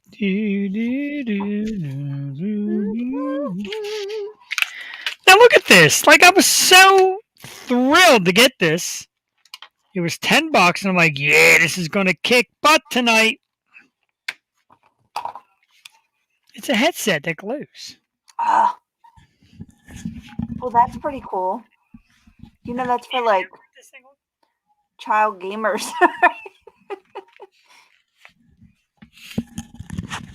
It's officially not on, but it had a USB, but the USB just works the lights. I was hoping it would work the audio and all, but it doesn't. And I tested it before I came on, and we had that same audio problem as we did the night with New Moon Junction. You couldn't hear the music, so I had to bag it. So I wasted $10. It's cool looking though. No, that's awesome. I was looking into like new studio equipment. I'm waiting for this ring light to go down. It was like 100. Now it's like 70 something. I'm like, just go down a little bit more. A little bit more. It's one of those huge ones though. You know how we had in the studio? Yeah. So I feel like that would, because they break so easy. Really? You know? But they're so helpful. Yeah, I have a large one, probably like a 10-inch one. Yeah. And that broke immediately. And then I have this tiny thing, that size, but it's starting to fall apart. And I just freaking bought that thing a couple months ago. Aw, Ricky Vaccaro wanted to welcome you thank back you. as well, Jewel. Thanks, I Rick. missed it. I feel like I missed so much. We all missed you. Tiffany did a wonderful job. We did miss Jewel. It's Sharon Tatey time, 9:32, and Sharon Tatey's got her angry face up there in our emoji section. Thank you. Easily the funniest bit of the show. I gotta tell you. I think they think I'm having a drink. I'm on medicine. I'm on antibiotics for my surgery next week, so I can't drink. She told me, Tatey family, she said, I can't drink on the show tonight. I am taking medication. Sucks to be you. I know. So I sent Jeff a picture of my mandibles. What are they called?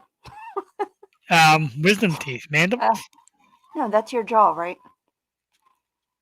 Isn't it? You're asking me? I can't get a song to play right on. These are fingers. Mandible, I think, is the jaw. Are we showing the picture?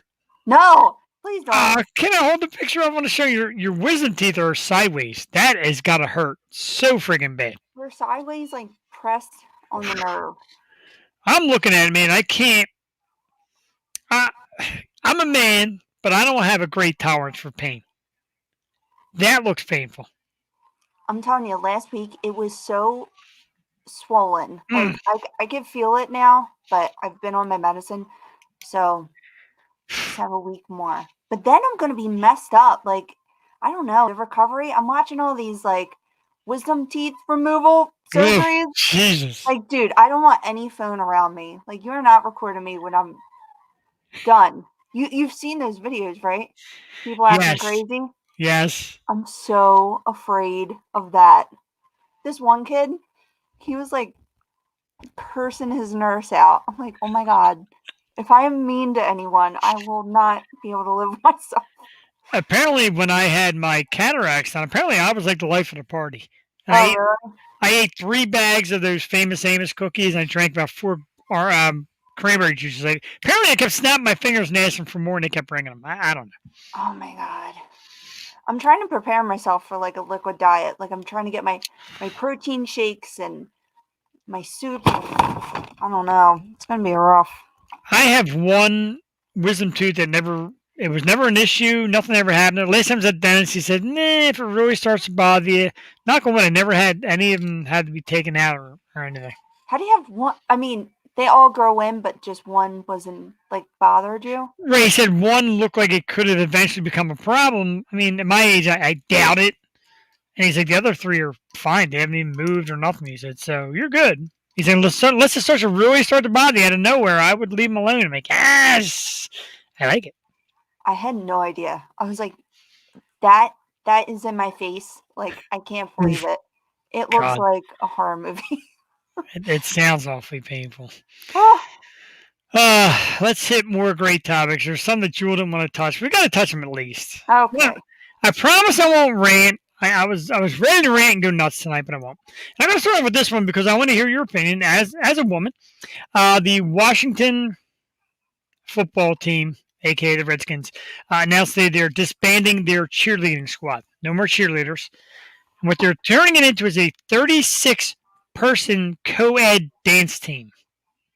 A lot of people are not really liking it. Cheerleaders, to me, are kind of a part of the sport. They're part of football. There's a lot of talk. I mean, now we get in the modern era, a lot of people think a lot of things are sexist. I get it to a degree, but I watch football with a lot of women and say, "Ooh, look at those tight pants. Look at that nice ass." Like, it is okay to admire the opposite sex, but apparently Washington, trying to go in a whole new direction since losing the Redskins thing, now thinks that objecting women to cheerleading can't be had anymore either.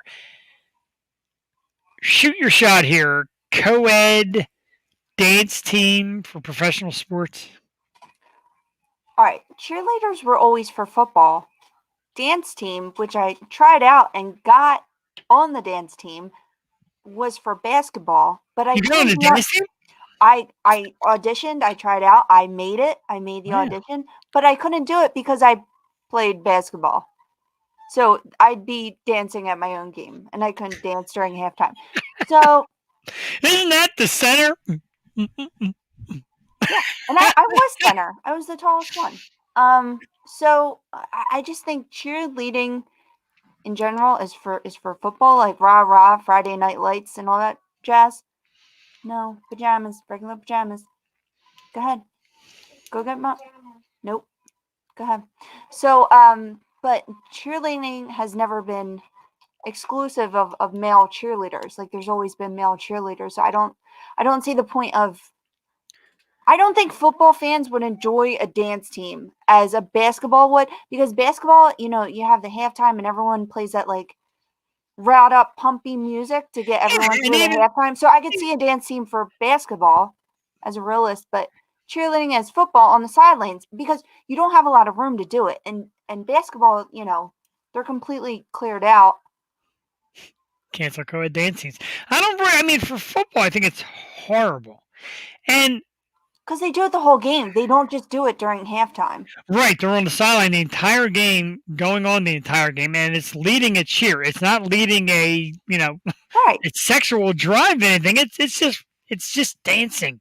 But there's always been males in cheerleading. I just don't get the point of dancing at a football game unless it's like the Super Bowl and you're the halftime show. Exactly. And lately, and I hate to say it because I am, and like I said, we just had Helen Edwards on. We're talking about Women's History Month. I'm an admirer of women in anything they do.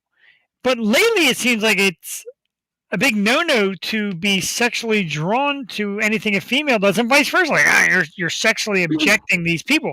No, it is like if you're grabbing their ass or you're screaming out nice boobs and all that crap. I don't plan on. I like to watch. That's just the way I am.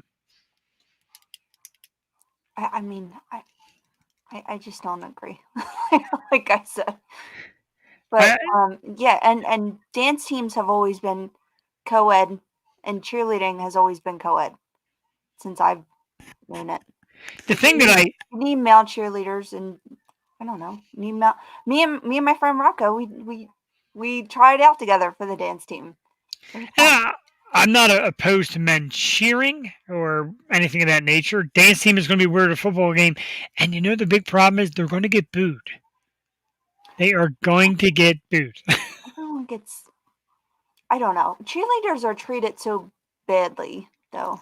Like, they don't get paid, and I don't know. That's a whole other thing, but Yeah, they do get treated. I've heard horror stories about the treatment, absolutely. I don't know, man.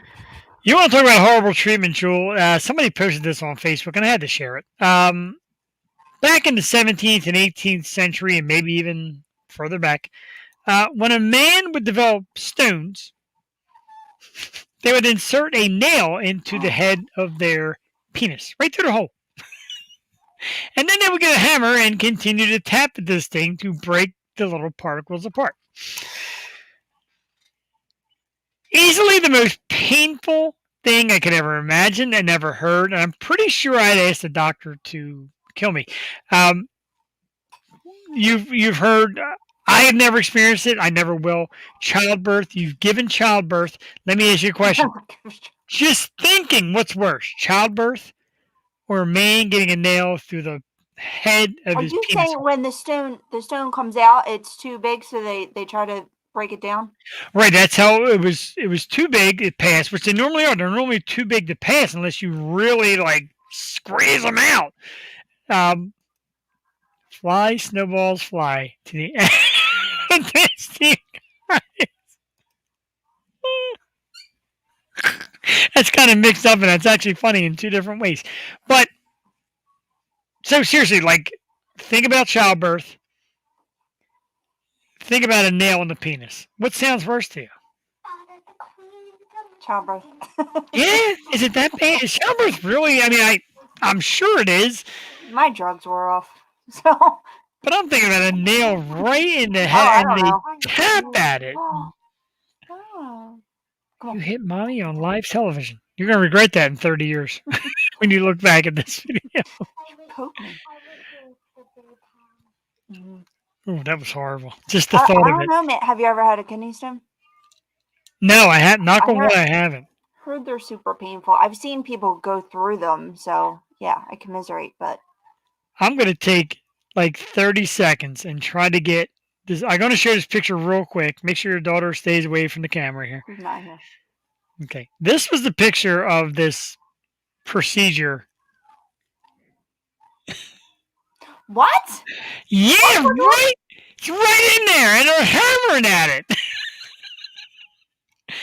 I'd kill me. They just did barbaric shit to themselves for no reason. They didn't know any better back then. I mean, like they had to get it out somehow. Now they give you drugs and all to kind of break it down. Man, You kill see, me. like shows like The Crown and you know, I don't watch it, but Bridgerton and how all fancy it was. Like people must have stunk. They had all kinds of diseases. Oh God, yeah. They never showered. Disgusting. Disgusting. Harry. Disgusting. It's not as classy.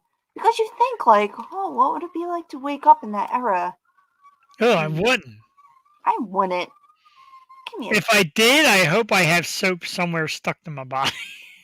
And honestly, like, I don't know. I'm just so happy we're in the time that we're in because, man, we just have access to all information. And, I mean, we might not use it well. So- we certainly do not. Speaking of the time we're in, I'm going to hit you with this real quick. I know you didn't want to talk about this, but we have to. Because you're a mom. well, I have my own takes. Yeah, and it's Dr. Seuss week. It is. No, it's Dr. Seuss week. Let's weigh in, shall we, real quick, before we get into this, and then she'll go to bed. All right. I want to weigh. I want to weigh in. How's Dr. Seuss week going? How many Dr. Seuss books do you have? We had like 10. Roundabout. No, that's not 10. I'm gonna go get them. She read 1 fish, 2 fish, 5 fish, 4 fish.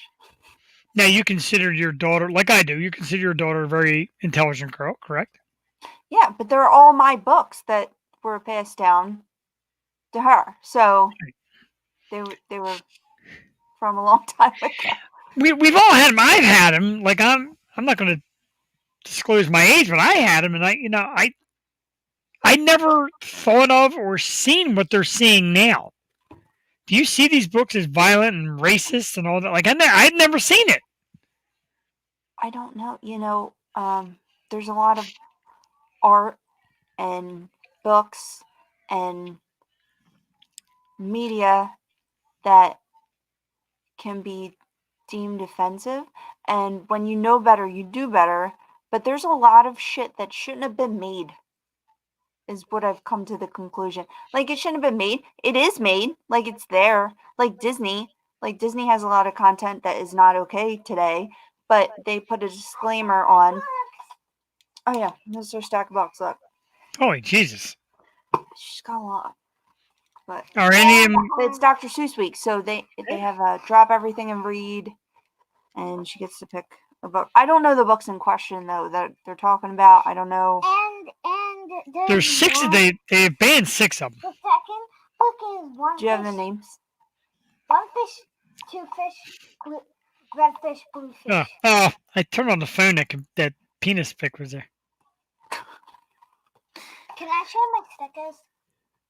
Not right now. We're talking about Dr. Seuss. Oh, no. Next man cave. We'll do them. Next man cave. You're on. Cheddar. She's pretty though. See if I can get the list. Gotta go back. Put these in your bookshelf. Are these the ones? If I ran the zoo, green eggs and ham, the Lorax, or are these just random books? These can't be the ones that are banned. 'Cause these are the bigger ones. Now, 6 of them are being banned. It is. If I ran the zoo. Cat in the Hat was a thing for a while, wasn't it? They were trying to get rid of that. Yeah, I don't get it. Maybe it's just me. I don't see it. I think it's silly. Well, have you seen the Mike Myers one? I mean, it's funny, but there's so much adult content in that. Well, that's a movie that's done the wrong way. The book, I don't see it. I didn't see it with Potato Head. I don't see it here. Because Or have you, like, what about Shel Silverstein and R.L. Stein? Like, there's so many. I don't know the books in question, though. I can't comment. I'm just saying that I was at you know better, do better. Like, I was at Five Below today, and there was Mr. and Mrs. Potato Head, 2 separate toys. Like, what is the issue? And if, like I said, you know better, do better, and obviously that goes now. Like, you wouldn't make that stuff up now. I always joke around and say All in the Family. All in the Family wouldn't survive now, but they wouldn't make it now either. no, not at all. But you know what character is based off Archie Bunker? No. Cartman. from Oh, South Park. really? How about that? I did not know that. And he's like the worst little boy ever. In my opinion, I think people are overly sensitive. I think they read way too much into it. I saw this one comedian and he said, maybe it's Jimmy Kimmel. We're watching it. Like, why are we even playing with Mr. Potato Head? Like, don't we have better toys than potatoes?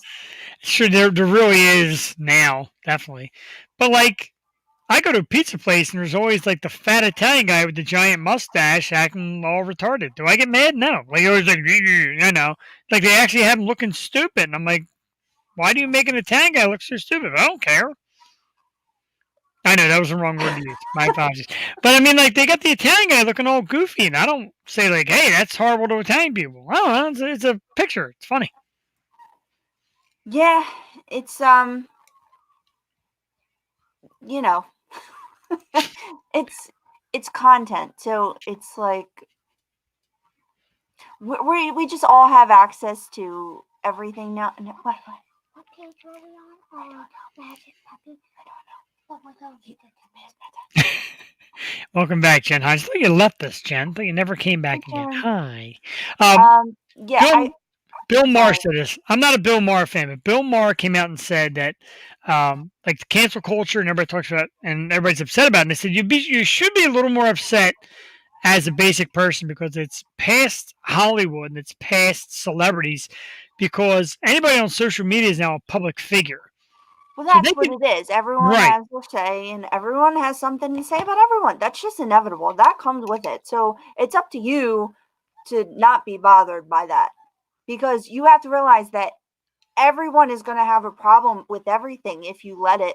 Like, of course, there's going to be a problem with anything we do. If it's out there, it's going to be scrutinized. So that's just the main thing. That's why we have to be above that. Like, one of my favorite people is Eminem. Do I agree with anything in his music? No, but I like the music because that's what I grew up with, and I think it's a form of art for me. Like, I don't take it seriously. I don't think he's going to go out and murder women. I jam out to those songs though. Like, that's just what I grew up on. It's so creative to me. I think he's a mad creative genius, and I just love that. I love that. I love rap. I love gangster rap. It doesn't mean I'm going to, do what they say in the songs. It goes back Agreed. to that. Thank you. That I agree with. I mean, it's like everybody's word is not my message. You know what I mean? Like when people Right. say a certain thing, if I watch a certain show and they talk a certain way, that's on the show, but it's not my message. Like I'm not reading and saying, I got to do this. I've got to be a Nazi or I've got to be a rapist. Or I'm not. I watch it. I mean, if it happens to come up on the show, doesn't mean it's going to become my life. I think people need to just chill down a little bit. I understand there's things, but I know you don't watch Saturday Night Live, but there was a funny skit of what girls do when their men go away, and it's like we watch murder shows. And it's that's so actually pretty good. freaking true. It's like you want to watch these murder shows and these cult shows because they're so fascinating, but it's like, does that define you as a person because you watch those things? Like, No. I don't know why so many women find enjoyment in it like I do, but I don't know, man. Just getting us by this tough time. I know, right? I like any kind of entertainment. Speaking of rap, this is just hilarious. I don't even get where this is coming from. So there's this little social media war right now going on with WWE superstar Randy Orton and rapper Soulja Boy. And I I don't even get this. So apparently, Soulja Boy came out and he was talking about something. He wondered why all the WWE superstars were bent over him saying it's fake and what he does is real. And then Bow Wow chimed in and says, well, they're mad because they got to answer to a boss. We don't. We're individuals. We do like we want to do. Meanwhile, they do answer to a record label. Sorry. So Orton and another WWE superstar, Triple H, said, okay, if you guys think what we do is fake, come on in the ring. I mean, I know it's fake to a degree, but I wouldn't take those lumps. Do you think it's publicity or do you think this is like legit, like straight up smack talk? It might be. It might be bored smack talk. I think it's interesting though because I used to hate wrestling. I used to think like, oh, this is so dumb. It's so fake and staged, and I don't know why my boy cousins watch it. It's so dumb. And then I saw the athleticism behind it. Yeah. Oh my God. You have to be so careful. You have to train so hard. And I watch all the Total Divas. I love them. I think it's so fascinating. And then Ronda Rousey joined. But there's so much, there is just such a high level of skill. I love that show Glow. Like I have respect for wrestlers, and it's a show. And of course, Yeah. they're not trying to break the other person's neck. Like when they do hurt each other, it's bad. Like Yeah. it could be deadly. So, it's no joke. Like it is, you do it for the fans, but you rap for the fans. It doesn't mean you're a sellout. Exactly. I'm sorry. I love Soulja Boy, but come on, man. You're not the most serious rapper. Either is Bow Wow. Right. Bow Wow of all people. I'm like, really? And I mean, like Randy You need Orton. some clout. Like Triple H, he's like a huge figure in the wrestling world. Yes, So you need he's like like- someone to like Dr. Dre to back you, not friggin' Bow Wow. Thank you. I appreciate you having more of that insight. I mean, like Randy Orton and Triple H are pretty big dudes. Yeah. And if they're going to throw you around the ring, you're probably going to get hurt if you don't know what you're doing. I don't This care might if be it's a fake or whole not. stunt. Yeah. Maybe they'll end up on wrestling. Who knows? That Good is publicity. fun. Remember Celebrity Deathmatch? That was the best. Yes. I like that show. They killed Eminem. No, they sure did. Killed a lot of people I like. I used to love that show, though. One last topic that I love is Kelsey Grammer returning as Frasier. New episodes of Frasier. I love Frasier. I can tell by your face you do not. Well, I was like a kid when it came out. Yeah, it's a very and that's the thing for a kid and stuff. It's actually a very intelligent show. And like I used to always watch it. My brother was like, what is this dumb show with these British guys? Like, first of all, they're not British, they're just talking like intellects. And I said the more you watch it, you pick up on the sharpness of it. And he loves it now. It's like his favorite show. I'm excited to see new episodes. I don't know how it's gonna take because the father passed away in real life on the show and Frasier. Not the dog. Is the dog still I'm sure alive? the dog. Oh, poor dog. I'm sure he's going too. He was like a superstar. That dog I was know. so well trained. Dog got more ass than me. My sister got Jack Russell around that time, like in the 90s, and everyone thought it was going to be the smartest dog. Like, this is going to be the most well-behaved because of Frasier. That dog was Jack Russell. She got this dog, Denver. That was such a little pissant. He was so afraid. He eventually ran away. Poor thing. They should say like the animal on the show does not depict Jack Russells in real life. Oh my god. Well, that's like 101 Dalmatians. Like my aunt has 3 of them, and they're the most vicious dogs. Are they really? Yeah, and a lot of kids Yeah. like bought them after the movie, and they're like, these are not good family dogs. Like for her, I mean, they're her babies. Like she loves them. She takes great care of them, but they're just not good with like little kids and stuff like that. So I never knew that. Oh, Jesus. Imagine having 101 of them suckers. mm. Hey. All right, let's. But I'm excited for free. Let's run down the list of who's coming on our program because we got a lot of great people. Jewel Tatey apparently, with this horrible wisdom teeth situation, apparently rearranged her schedule to join us next week because we got a great guest. The woman responsible for bringing us Jamie Kennedy, just a lovely young lady. She's like a spokesmodel. She's done some acting. She works with Jamie with his podcast and all his promotions. It's the one and only Alyssa Mai, ladies and gentlemen. Yes, I'm very excited. Make sure I got to find a way to sync these in. Alyssa Mai, March 10th. That's next week. Cannot wait for that. Very excited to talk to her. She's cool, and I love what she did for us. She really went above and beyond. And first, there was rumors of Jewel not being there. She got in a panic. She said, "Am I going to miss it for all this?" But Jewel will be here. Alyssa Mai next What? week. I panicked. I did panic. You did a little bit. St. Oh, Patty's Day. that was huge. You- That's amazing. It's going to be great. Very excited for that and what she did to bring Jamie to us for your birthday. I can't. Like, to this day, your face, I've watched it a couple of times. Your reaction is like, and you're like hiding your face and I all. watched everybody. I'm like, oh. And he's like, is that for me? Like, what's the problem? Like, it's kind of neat when you don't get it. You know what I mean? Oh, March amazing. 17th is Valentine's Day. Valentine's Day. March 17th is St. Patty's Day. We still haven't made up our mind. I don't know. We might stop on.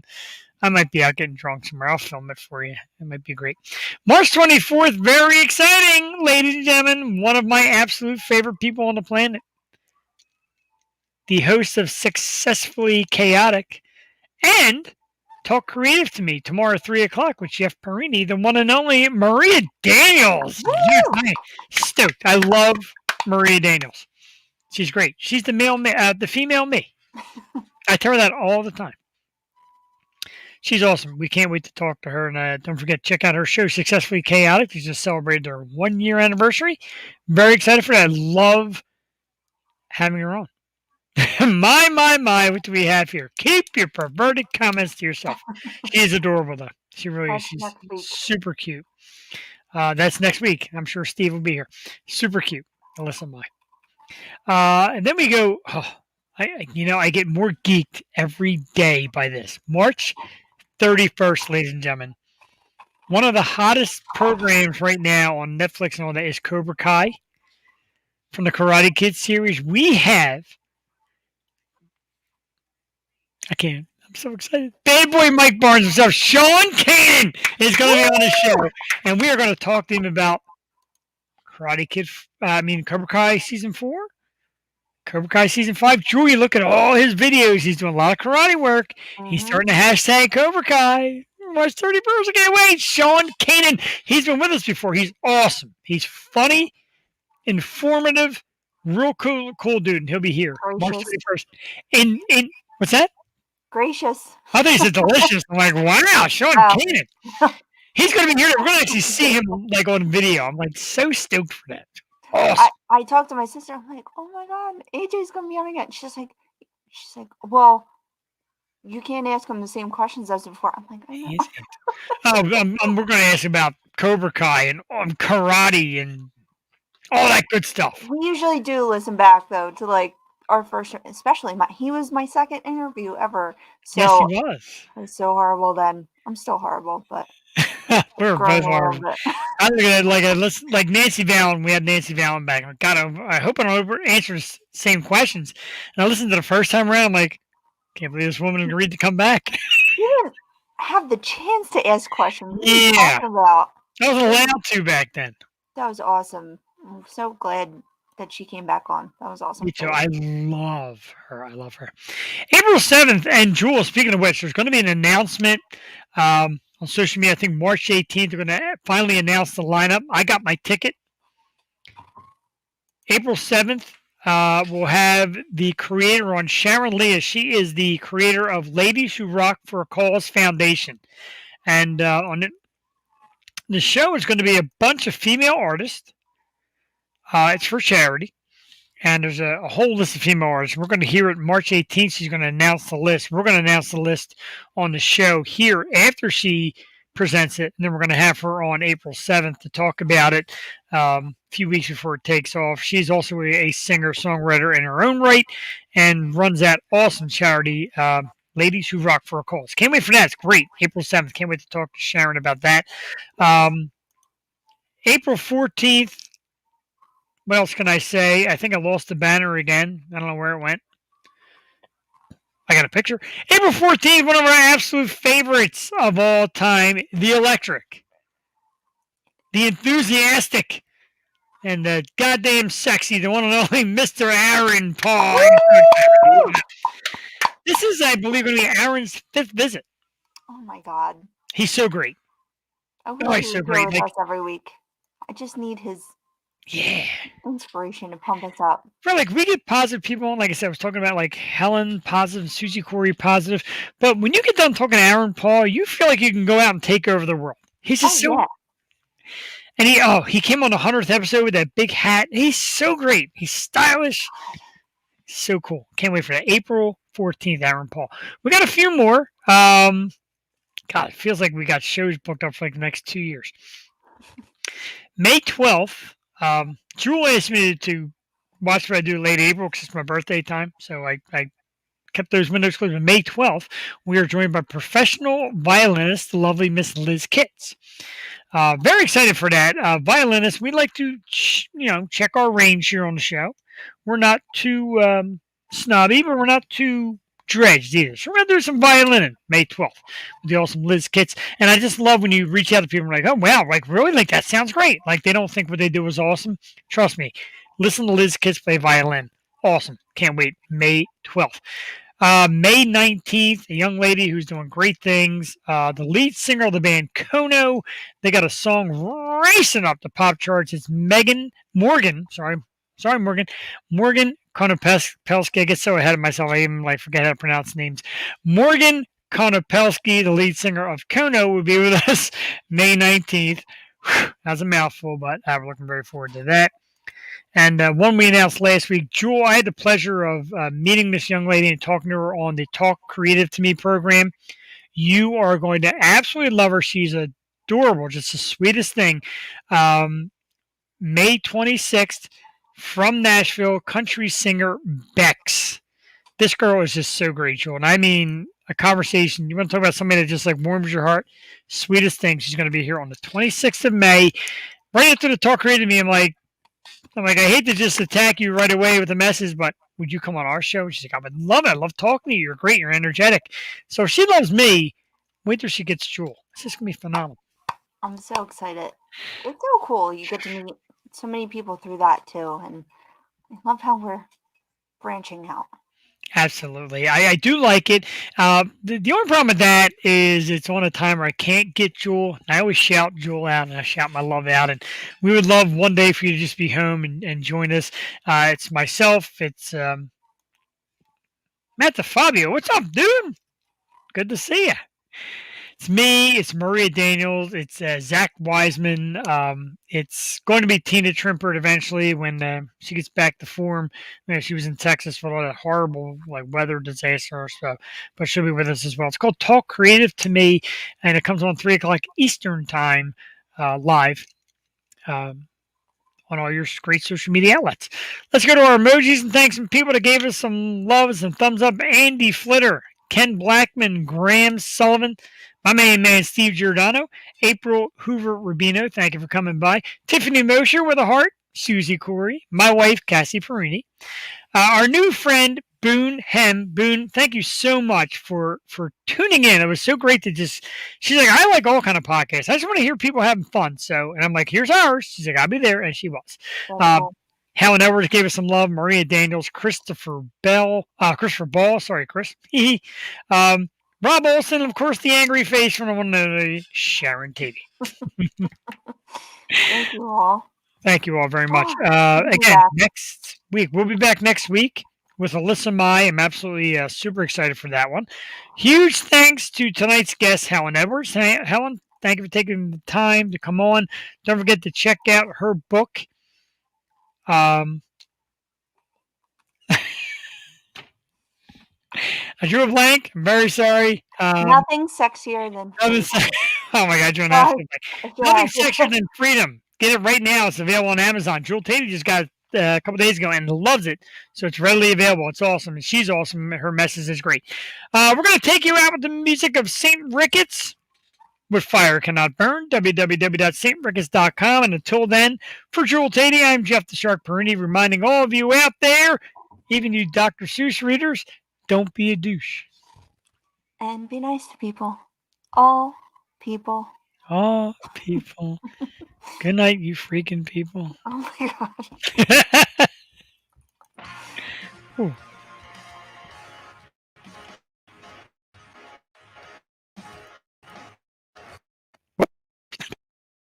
Again.